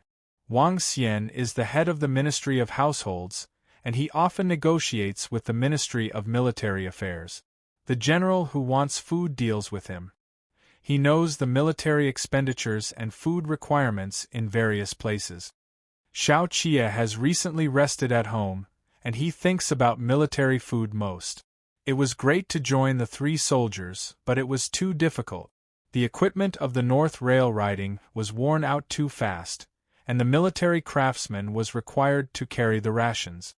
The transport team came out of the battlefield, and there was no road to go further east. The deserted beach and Gobi are all 12 site. The transportation of grain and grass must increase the strength of the army to protect it. The farther you go from riding on the North Rail, the more food you consume, and you have to consider possible accidents along the way, which is much harder than playing defense. Xue Xiuzhua abandoned Quanqing and Luoxiaguan last year, and defended the 13th city of Jueshi alone, but he was not very powerful at that time. Shun Zichuan finally showed his disappointment and sighed. I only know the power now. Who doesn't want the strength of Qi Juin? Shun Zichuan also thought that as long as the Qidong 5 counties were won, even if the emperor was Emperor Guangqing, there would never be a chance for Li Du to make a comeback. Xue Xiuzhua has been indifferent to the Sino-Bo and North Korean wars. In the beginning of the year, he was allowed to recruit troops to buy horses, and he did not even track down Qidong's military food. This is another consumption of Shun Zichuan. Jiangshan Castle Peak is really a big help. It's no wonder that the emperor wants to use him to fight against Xue Xiuzhua. This person used a hard bone to carry the Dezhou granary. Xiao Qia's eyes were deep. Lanzhou, what you want to fighting is harder than mine. Shun Zichuan didn't reply to Wang Xian's letter, and Xiao Qia thought about it. Similarly, Xiao Qia now abandons Qidong's garrison and is also considering for Shun Zichuan. Xiao Qia moved his chair away and leaned over to pick up the wooden clog, but instead of wearing it for Shun Zichuan, he neatly set aside. He loosely held Shun Zichuan's hand, leaned over, touched Lanzhou's cheek and whispered, I'm going. Shun Zichuan's eyes were red, but there was no emotion in his affectionate eyes. Late at night, the sister-in-law knocked a few times, and Fengquan leaned against Li Jianting's dragon bed with his legs crossed, and he did not fall asleep. After half an hour, Li Jianting was heard saying, Aren't you sleeping? Feng Xuan's chin was resting on his knee, and his handsome face was buried halfway, and he replied, "The emperor can't sleep for a few days. Let's pass on a doctor." Li Jianting opened his eyes, tilted his side slightly, and turned his back to hang down, saying, "It's just not easy to sleep." The hall was silent for a while. Li Jianting asked, "Have you ever seen Shen Zichuan?" Xian Denian saw him when he was just out of the temple of Chao Xin. "It is said that his mother was a Duanzhou Maiko," Li Jianting said, verifying, "Is this true?" "Really?" Feng Quan moved his numb feet. He was Shen Wei's 8th son. He could not be favored in Jianxing's palace. He was sent to Duanzhou private house early, and knew the late Jinyi. Ji Gang has a relationship. When Duanzhou fell, he was also in Chashir Tiankeng. Li Jianting was silent and said, "Qi Huilian dared to abandon his prejudices and taught him everything. He is a real madman." But Shen Zichuan's guilty revenge, Feng Quan turned his head, Ji Lei is vengeful with him, and he let Ji Lei live better than death. On the table that day, if it wasn't Han Han's stubbornness still resisting, the emperor could be exposing his exile to Zhongbua. To see how Shen Zichuan treats him will inevitably make him worse off. The shadow of the tree outside the temple window was on the ground, and there was no voice in the palace at night. "You are Mu Ru's brother?" Li Jianting turned sharply. Feng Quan looked slightly moved, and did not answer sloppily. "You were a before Mu Ru entered the palace. She was already the king of Chu. Why did you come in and suffer?" Li Jianting's eyes slightly turned. "You don't enter the inner classroom like Fu Man, but you read poetry well. But, according to Mu Ru's family history, you can recognize the characters." Feng Quan immediately knelt on the ground and said, "Slave, slave. I see that your ear-pierced ears are not new, but Xiandi has not appreciated your earrings, let alone your earrings. Men who can have bright earrings in their ears are either expensive or expensive after all." Li Jianting stand up, pause for a moment and look at the hanging. "Where did you come from?" The string shook a bit. Qiao Tianyao woke up like a dream, raising his hand to rub his eyebrows, but found that his fingertips were broken. Bai Shuai didn't reply for a long time, but he was dissatisfied with the government's intention to give Harigu the territory of the Green Mouse Department. Yao Wenyu stopped talking, looking through the curtain and looking inward. "This is difficult to do. I am afraid that there will be a gap with Qidong." Kong Ling followed. Song Yu was uneasy, "So it would be better to come out and drink tea with us." Qiao Tianyao wiped the blood stain with his thumb and leaned in the rattan chair with a smile. "Since the gentleman invited me, I would respect it better." He put the piano on the case, got up and raised the curtain, and went outside. "Today's weather is good, and there is a tea case under the eaves. It's not like talking about official business. Yao Wenyu's blue shirt has wide sleeves, and the red line on the wrist is looming when drinking tea." Qiao Tianyao was also welcome, and sat on a chair beside Yuan Zhuo. "What a good tea!" Qiao Tianyao took the tea Gao Zhongxiong handed over, but just smelled it and said, "Oh, Shengchunyi of Hezhou. Don't look at his usual crosshorse swords and generals." Kong Ling pointed to Qiao Tianyao. "In fact, he is a tea man. You must be happy in your life." Qiao Tianyao drank tea. "If I have money, I want to satisfy my appetite. As long as I have a good tea and wine, I can spend as much as I want." Yao Wenyu looked down and said, "It's time to learn." Gao Zhongxiong quickly waved his hand and said, "I envy Zhou. I want to save money to save a family, so that when the world calms down, I can marry a good wife." "Matsuyuki hasn't married?" Kong Ling asked. "Don't worry. Look at Mr. Fei, didn't marry him? They weren't in a hurry. Of course I was so anxious." Qiao Tianyao put down the teacup and said, "I want to earn this money all night." The gentleman laughed immediately. Qiao Tianyao turned his face and looked at Yao Wenyu. "Mr. did not marry, is it urgent?" The flower of the branch fell into Yao Wenyu's sleeve, and he turned his eyes to face Qiao Tianyao. When the wind blows the flowers, he also blows his slightly bitter medicinal fragrance onto Qiao Tianyao. "It used to be anxious," Yao Wenyu said. Now that we have tiger slaves, it's nothing more. Except for Qiao Tianya, I didn't know much about Yao Wenyu and the master of Zhaoyue County. I only heard some rumors that Zhaoyue County was married to him. Naturally, he thought that he was the master of Zhaoyue County. I said that there are 3 hates in life, one of which is that you can't be a tiger slave. Qiao Tianya came to hug the tiger slave, but caught Yao Wenyu's wrist behind the fat body of the tiger slave. On my knees, my dreams can be infinite. Yao Wenyu's expression changed slightly, and he might as well be so bold and cough in a hurry. Zhou's command is often amazing. If you can argue with Yuan Zhua, it will be a beautiful thing, Gao Zhongxiong sighed. I don't know if I can see Yuan Zhuoqing again in the future. Clearly talking about the wrong country. Yao Wenyu raised his hand to cover his mouth, and his wrists were a little red. He said, because Shirkai hasn't finished speaking, the boss doesn't reply, but he is dissatisfied with Hai Rigu. The territory of the Green Mouse Department is not ours. Cannot be forced. Kong Ling bowed his head. I was just worried that the marshal had a gap with the governor. We want to use our strength, but in the end Hai Rigu is a scorpion in the sand, and the handsome letter is justified. This is just one of them. Kong Ling stared at Yao Wenyu, slowly shaking his head. The most feared commander of Suspicious Mansion is threatening Qidong. The Green Mouse Department is close to Bian County, Yao Wenyu said. Even if the marshal doesn't think so, the generals of Qidong will also think so. They used to be held hostage by the eunuchs of the capital, and now they will not agree. Let the scorpions stare at them again. If Qidong refuses, Kong Lingdao said, we can only make another plan.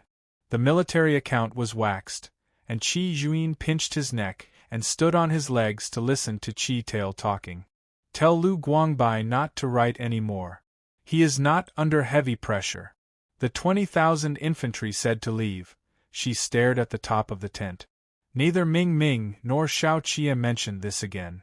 General Lu has been with the marshal for the longest time, Qi Wei said. Knowing the ability of the marshal, I naturally want to persuade the marshal to send troops. I know what he wants to do with the Biantia cavalry, Qi Juin frowned slightly. But De Zhou never went deep into the desert. The road is long and dangerous. Who will guarantee the station's freedom after all the 3 armies are out? The scorpions in Badu are still there. Qi Wei knew the difficulties of Qi Juin, hesitated and said, the commander rejected them at this moment, afraid that he would bear the notoriety of oblivion. Only after the duo had sealed her as the king of the East, she turned around with Zhongbua and Li Bei, and the garrison was eating Shin Zichuan's food. Anyone who listened to it would scold her. Qi Juin said indifferently, anyone, the most uncontrollable thing in this world is the tum. This account is difficult to calculate. From the perspective of Chinabo, it is a big grace for them to provide food to support the garrison, Qi Wei said. But if the war in North China is not tight, the portal of Chinabo will be opened, and we need to send troops to help. Easily. They are people who plan for the world and know the timing. Qi Juin was serious, without the usual jokes. I help myself by leaving north, and now I help myself without sending troops. Qidong and Li Bei are brothers in distress, but Li Bei the crisis has been resolved, and Suan needs to go deeper, and there is a possibility that the poor will be armed. There are countless exiles after the collapse of the world, and this year and last year's battles are helpless. I know that Amor is exhausted.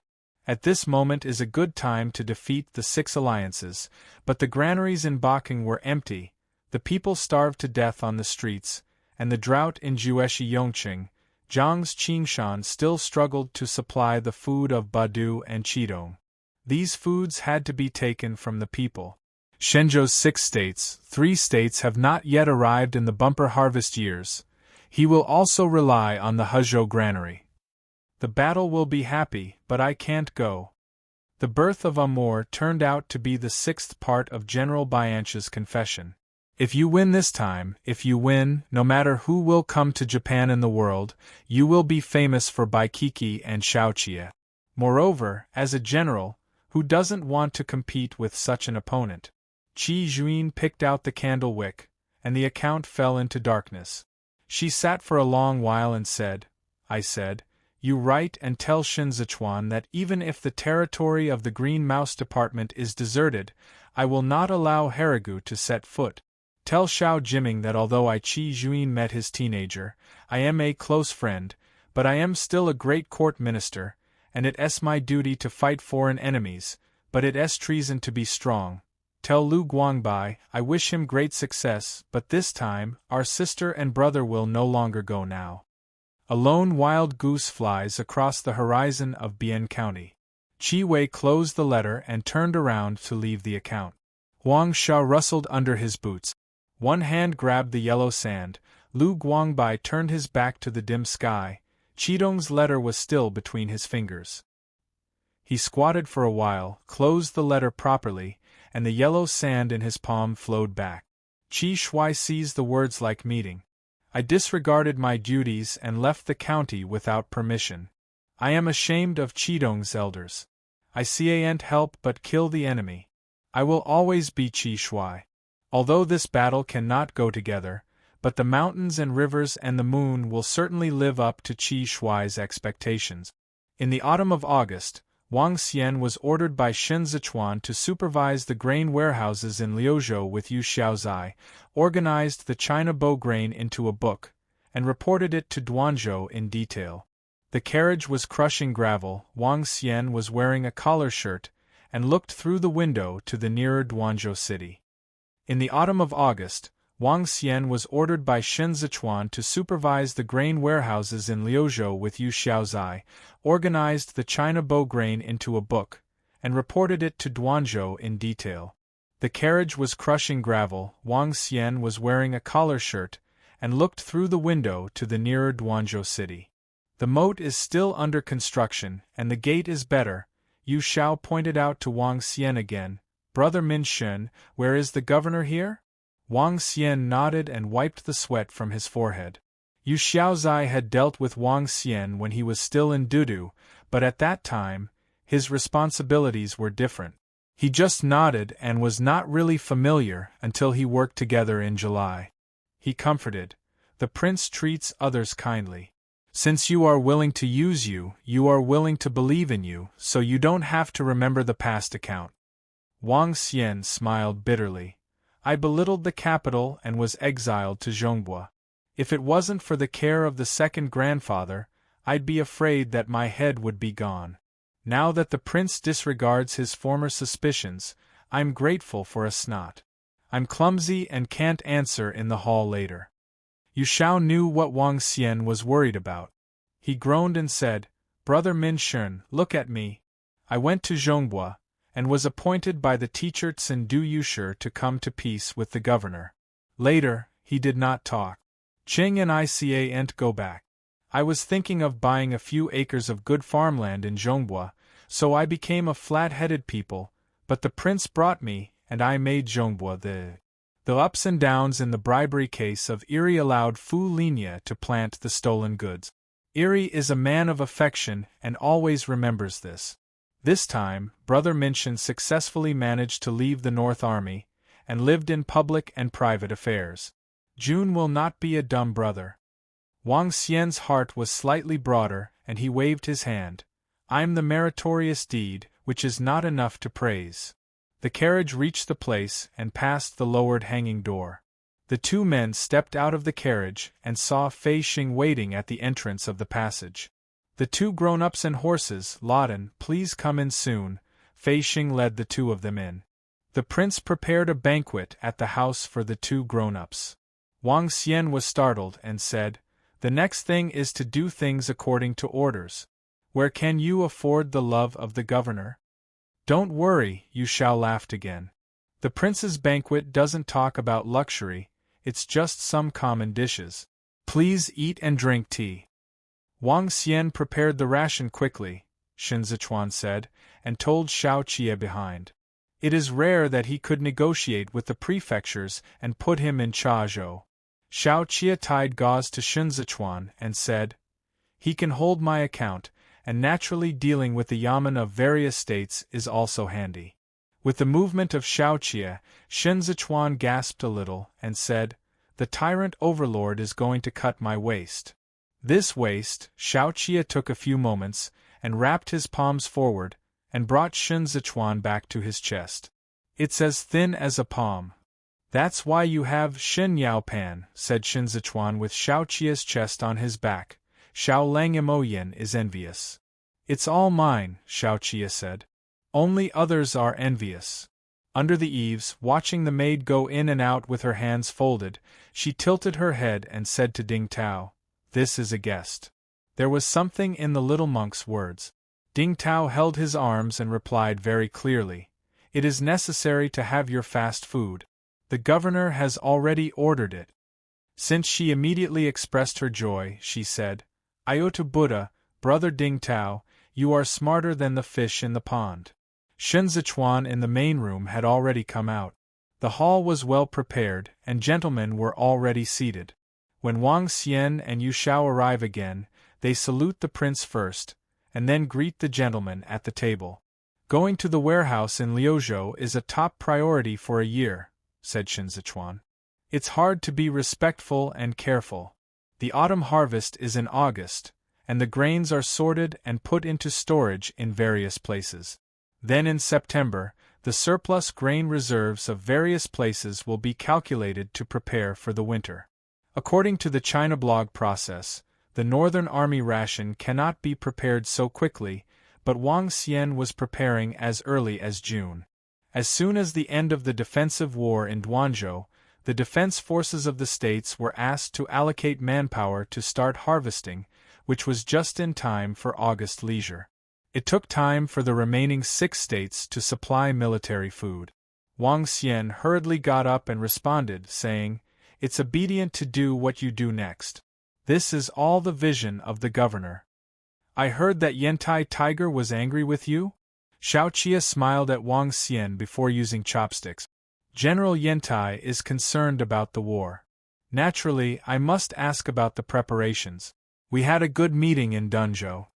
Wang Xian knew that the Tai Tiger was selected by Xiaoqie to go to Dunzhou. There is also a place to speak before, of course not offend. Those rumors are not enough to believe. Seems the truth. This is not the first time that Tai Tiger has clashed with civilian officials. He is anxious and Xiaoqie's close friend. In Dunzhou, he was compatible with the Yamen officials at the beginning. The military report showed Shen Zichuan's desk without supervision by the Yamen. There can be no conflict between the two sides. However, the Dunzhou garrison has been rewarded several times, claiming to be a branch of the embargo. When the war in Duanzhou, the garrison in 6 states is even more powerful. The preparation of military rations is the matter of Wang Xian and the governors of various states. Intervene. When the world is peaceful, it will not work together, but when the world is not peaceful, it will be a matter of global concern. Kong Ling thought through and came out to round the field and said, "General Huantai came from a band army and shared the affliction with Li Bei. As early as when Yi decided to play the 12, he talked to me about military rations. General Taiwan's several rescue missions naturally made him more concerned about rations than others." He smiled at Yao Wenyu. "Yuan Zhua and I often ask about the fortifications of the city walls, which were frightened during the defensive battles." The gentleman laughed, and the atmosphere was slightly slower. Yao Wenyu said to Wang Xian, "Brother Min Shun once served as the head of the household department. Sindu Yushir often praised Min Shun to handle things quickly. Now, he really sees that Min Shun brother is extraordinary." Yao Wenyu's words were half true and half false. Wang Xian was indeed capable, but not so conspicuous. Shuexiuzhua, who often dealt with the household at that time, was even more eye-catching. Moreover, the Ministry of Households has always been under the control of the family, and the Ministry of Civil Affairs cannot make the promotion of Wang Xian by referring to the official commentary. But even if this statement was false, Yao Wenyu gave his face to Wang Xian enough. Wang Xianjiu is a metropolis official. What Yao Wenyu meant was that of Shun Zichuan. Yao Wenyu was willing to speak to appease him, and he should take it when he saw it. This matter has already arrived, and the follow-up government and the second grandfather have their own arrangements. Wang Xian salutes and said, "How dare you be praised by Yuan Zhua and be frightened in the lower committee?" He also relaxed a bit and then said, "There are still some places in the next that require general advice from Taiwan, but fortunately the general is not disappointed. It's a great analysis with the following. Do not hide the governor and the second grandfather, although the lower and upper princes are also in charge of military food, but have not dealt with such long-distance supply, such as the consumption of grain vehicles, increase and decrease of weight, etc. They are all staffed by General Huantai." Kong Ling glanced at Zhou Gui, who was not far away, feeling with emotion. In the end he was a Duguan, clever and knowledgeable in current affairs, and he could pass through 3 points. Zhou Gui also came because of the preparation of military rations. They arrived a few days earlier than Wang Xian, and they were sitting in the position to listen. They did not know why Qing Feng looked at himself. He only felt that Wang Xian was advancing and remarkably decent. They talked a little more about business affairs, and Shun Zichuan invited Wang Xian to sit down and signaled to open the seat. Back in the house at night, Xiao Qia dropped his clothes and looked uneasy. When changing shoes, Shun Zichuan said, "You know the tiger's temperament, not a proud person." Xiao Qia also took off his clothes and said, "The Dunzhou garrison is a soldier recruited from the Fan and Deng states. Many of them are grass pirates. If the army is not strictly governed, it must be bad." Shun Zichuan watched the candlelight on the side of Xiao Qia's back and was very powerful, so he poked. Xiao Qia caught it with his backhand, squeezed it, and continued, "I know the tiger will not take pride in himself, but I'm afraid he will be tempted to let the Dunzhou garrison emulate the embargo. The embargo is oil, and it will be lazy, but when it is all right, when the war really comes, they will be the first to go to battle. The embargo dared to be a mule because they were not mules at all. 20,000 people were carefully selected soldiers by Xiao Qia all night long. They were from a serious military family and naturally practiced differently than others. The soldiers of the original ranks of the embargo army suffered from scornful eyes, and their tempers were worn out a long time ago. They were not released in a short while like the Dunzhou garrison. This time I took the North Railway and rode eastward. If you want to take this opportunity to hit Zhongbua," Xiao Qia turned back, "you can only rely on the Dunzhou garrison." Yin Cheng's death was undoubtedly a heavy fist. The newly formed Suzhou Defense Force needed a new commander. It took time to find a suitable candidate. The Duanzhou garrison was damaged, and both Fanzhou and Dengzhou garrisons were established shortly. Only the Dunzhou garrison and the genie riders can really come in handy. The genie riders are scarce. Yantai dragon can die for Dunzhou, and Yantai tiger is the same. Shun Zichuan looked up at Xiao Qia. "You go eastward, don't worry about the rear, I have my own way." Although the 8 major camps often bear the name of incompetence, but now Han Han is dead, and the new governor is still unknown, Xiao Qia worried, if Xue Xiuzhua is a good candidate.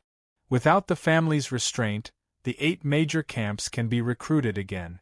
Xiao Qia said, "I'll leave you 5,000 embargoes."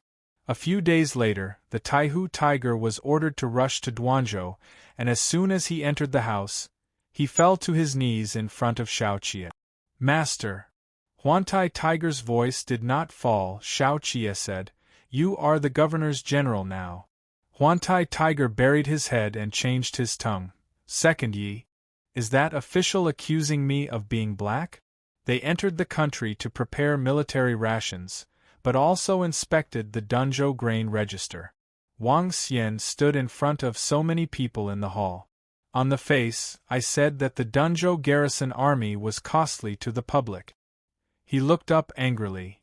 "Second Lord, the 6th garrison army can do timely rain for our Dunzhou garrison. In order to fight around Biantia Bald support, the military expenditure is definitely much more than others. Is there anything worth talking about? He also knows. Xiao Qie supported his knees with one arm, turned his fingers and leaned back, without answering.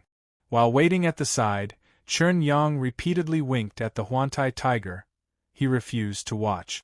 Huantai tiger knew Xiao Qie's temper, but he had a fire in his chest, and he continued to say, Wang Xian, have you said something in person?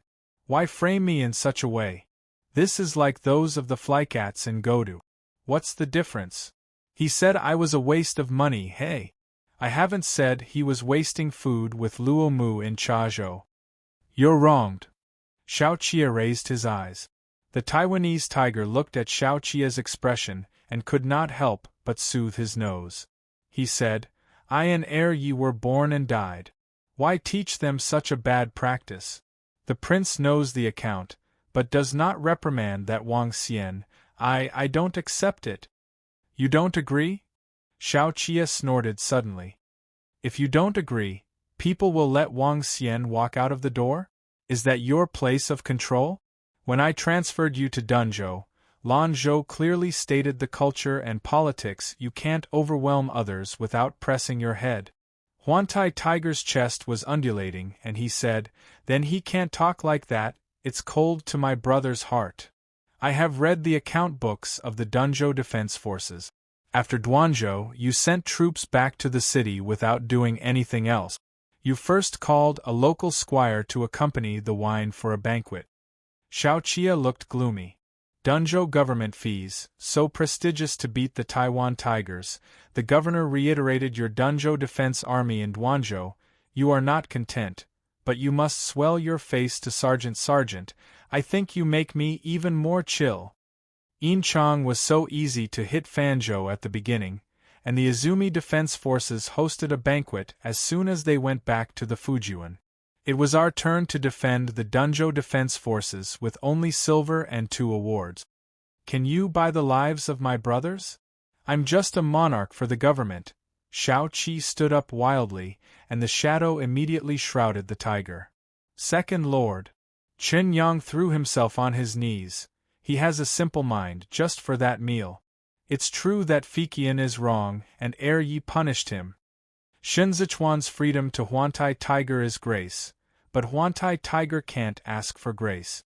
Today he dares to make his own claim because of his dissatisfaction, and tomorrow he can ignore Fu Juanyue's actions. During several clashes between him and the civilian official, Shenzichuan didn't send his hair. It was in Xiao Qie's face. Huantai tiger knew that he was dying, and he was in a hurry. He buried his head at the moment, but couldn't hide his face and begged for mercy. Give him the grain book closed in Dunzhou. Xiao Qie held the wolf knife and wore it on his waist. Let him see the land that the Tai dragon guarded. Chen Yang took off the grain book and presented it in front of Huantai tiger. Your soldier, Xiao Qie bit the weight of these words. I can eat enough because the people in Tsu and Dunzhou have tightened their belt. There are everything in the mountains and sea on the running bench. Gentlemen eat wild vegetables from Duanzhou. Yentai tiger looked at the details of the grain book, and he couldn't help but got red eyes, and he knew what was wrong, and he also argued. I saw that the grain warehouse was abundant when I was in Dunzhou. Xiao Qie whistled, raised his arm to catch the fierce, and walked away without looking back. In early September, preparations for the expedition ended, and Chen Yang and Guo Weili followed the grain and grass. The Luoshan horse road has been restored, and the Zhongbua grain truck will directly reach Luoshan from Dunzhou, and then send it to Shasanying from Luoshan. The major battle battalions were very mobilized. The Sha 1 and 2 battalions were respectively stationed by Zhua Qianqiu and Zhao Hui. Xiao Qie took away 90,000 elites from the north this time. In early September, preparations for the expedition ended, and Chen Yang and Guo Weili followed the grain and grass. The Luoshan horse road has been restored, and the Zhongbua grain truck will directly reach Luoshan from Dunzhou, and then send it to Shasanying from Luoshan. The major battle battalions were very mobilized. The Sha 1 and 2 battalions were respectively stationed by Zhua Qianqiu and Zhao Hui. Xiao Qia took away 90,000 elites from the north this time. This time the forage is your independent support, said Xiao Jiming, who was in a regular suit and could not see his illness. He looked out at Hongyan Mountain. Amur wolf ambition, if it cannot be wiped out in one fell swoop, it will make a comeback in the future. Duanzhou will be the first to bear the brunt of this expedition. This expedition is also for the sake of Zhongbua. You can concentrate on building fortifications. Yi will send troops at this moment and will not delay the cultivation of the people until March next year. Xiao Jiming's sleeve robe was blown by the wind, revealing the arm restraint between his wrists. He is a coach. Shen Zichuan often noticed that Xiao Qia was touching his cheek at night.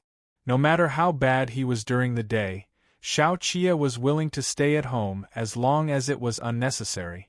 He wished he could look at Lanzhou day and night. Bao Jianfeng emerged from sharpening. Shen Zichuan looked at Hongyan Mountain with complex eyes and said, I only worry about the complicated terrain, the weather is bad, and the expedition is harder than imagined. With Lu Guangbai assisting I on the side, you don't have to worry too much. Xiao Jiming looked at Shen Zichuan. I heard Ija said that after the war in Duanzhou, it was difficult for you to get up in bed, and you were badly injured. Now you are away from the North Railway. Only Yuzi, who lives in Luoshan, can take care of Duanzhou. In case of an accident, you can only ask him for help. There are only 30,000 left from the North Rail riding at 120,000. The territory is so large. The remaining troops in the major battle camps are insufficient, and it is very laborious to assemble them. Before Xiao Qia returned, Shen Zichuan could only use the Dunzhou garrison, the Genie Rider, and the 5,000 Forbidden Army to protect him. Shen Zichuan frowned slightly and asked, Brother heard the wind? In the past, the family's administration had suppressed the capital and dragon's tigers in places you couldn't see. Now, said Xiao Jiming to Shen Zichuan, it's time to show the mountains. Qiao Tianya dripped wax oil and poured a rabbit on the edge of the candlestick. From time to time, he looked at Gao Zhongxiong. Yao Wenyu has been struggling with his books lately. He has been sleeping less and less. Qiao Tianya has picked up the curtain several times and only saw him at his desk until Tianming. The paper on the desk case was messy, but the bookshelves on the side were getting more and more full. Tai Xuesheng helped Shui Yanqing because he had lost his family, Yao Wenyu said. The situation in October is still unknown, but if the Second Lord's expedition goes well, by November, he will send obituaries. Gao Zhongxiong said. At that time, they must make a case about Shin Weibing's defeat. Good. Yao Wenyu's pen was dipped in ink, but it didn't fall. This matter is difficult for Shin Weibing to lose without doubt. Unless Shin Zhe Chuanken reverses the black and white and pushes Shin Wei's blame on Hua Xiqian, no matter how he argues, he will be criticized by words. I had no solution to this matter with Mr. Qing Feng before. At this moment in the dead of night, Gao Zhongxiong rested his arm on the desk and sighed at Yao Wenyu. If you replace Shen Wei with Ji Gang, you can claim Fu Jun Master Ji Gang's youngest son. When he was attacked in Duanzhou, Yao Wenyu waved his hand and said, in the beginning, Xiao Jiming supported Duanzhou and personally checked the identity of the governor. Later Genie Wei went to Dunzhou to conduct a detailed investigation. The governor had a name on the Shin family tree. Moreover, the governor Xiao resembled his mother, and Dudu always some old people still remember the style of white tea. Then what can we do? Gao Zhongxiong said. When the obituary is published, it will inspire the quartet's people to excite the sentiments of the quartet, and for us it is not good to start. Yao Wenyu tried several times without writing. The ink drops were on the paper and he said, let me think. It's early and Gao Zhongxiong can't delay Yao Wenyu's rest. He stood up and was about to leave, and when Yao Wenyu was silent, he persuaded. There must be a road in front of the mountain. You see, the people of Liuzhou refused to recognize the governor of the city. Isn't they still convincing? There is a solution. That is the prince guarding the city gate, willing to share the hardships with the 6 states. Yao Wenyu set aside his pen. It's late at night, you can go back earlier and talk again tomorrow. Gao Zhongxiong retired on the line. The bead curtain dazzled, and the wax in Qiao Tianya's hand was burned out. Seeing that Yao Wenyu didn't move, he said, "The prince was born in Jianxing King's mansion." The wax oil covered the candlestick bit by bit, and he continued to say, "But it is hard to say whether the empress's origin is true or false." Yao Wenyu moved his head with a thought. "It's a matter of playing chess." Qiao Tianya blew the wax off. "Be preemptive." The capital was sultry in September, and Sun Yu met Chen Chen at the gate of the palace. He stepped forward and said in amazement, "I usually don't see you. I was here waiting for me today, but I have something to say?" When Chen Chen heard the words, she raised her arm and motioned to Sun Yu to get on his carriage first. After 2 people were seated, he touched his beautiful beard and said, "I'm looking for you. I want to explore the tone." 8 months ago, the 8 camps recruited recruits to accommodate 8 young people. Now they have 40,000 people. What are the plans of the 40,000 capitals? Sun Yu took the sleeve and said strangely, "Then you just look for him, and you will arrange for it to be recommended by your military." "Why, no one. I have served as the Ministry of War for almost 3 decades. Whether it is Yongyi 4th General or Xianda 4th General, I have passed my protection. How can I not be selected?" Chen Zhen was slightly distressed. "It's just a different situation this time." "How different?" "The person I want to recommend," Chen Zhen said, "is a bun. Rao is Sun Yu, and she is also surprised. Benefiting, this is a major matter, and I hope you can persuade me with Persian. Hua Xiqian persecutes Zhongliang, but it is a helpless act for Nian to do nothing. Now that the new emperor has mastered the Holy Ming, he will surely be able to help the unjust old ministers." Chen Zhen was always rigorous when he was in the imperial palace. He opened his robes and saluted Sun Yu in a narrow car. Yong Yinianhua and Pan colluded with Ji Legu to fall into the East Palace to rebel. Countless old soldiers of the Ministry of Defense have also copied and cut off. So Xiao Qingbi and Xiao Konghai are not so? The Queen is dead, and I will look back at the old case in the Eastern Palace. I am afraid that the Emperor may have concerns. Besides, Xiao and Xiao did not survive. What are you doing? Sun Yu suddenly remembered. I believe it may be you. Xiao Qingbi is my brother-in-law. Chen Zhen supported her knees, and her eyes were dark. When I copied the house, I bought a jailer from the Ministry of Sentence and hid him in Lidu. Sun Yu was frightened. He tortured for 27 years just to wait for today. The author has something to say. The relationship between Chen Xiao and Chen Zhen shows the way. Chapter 145.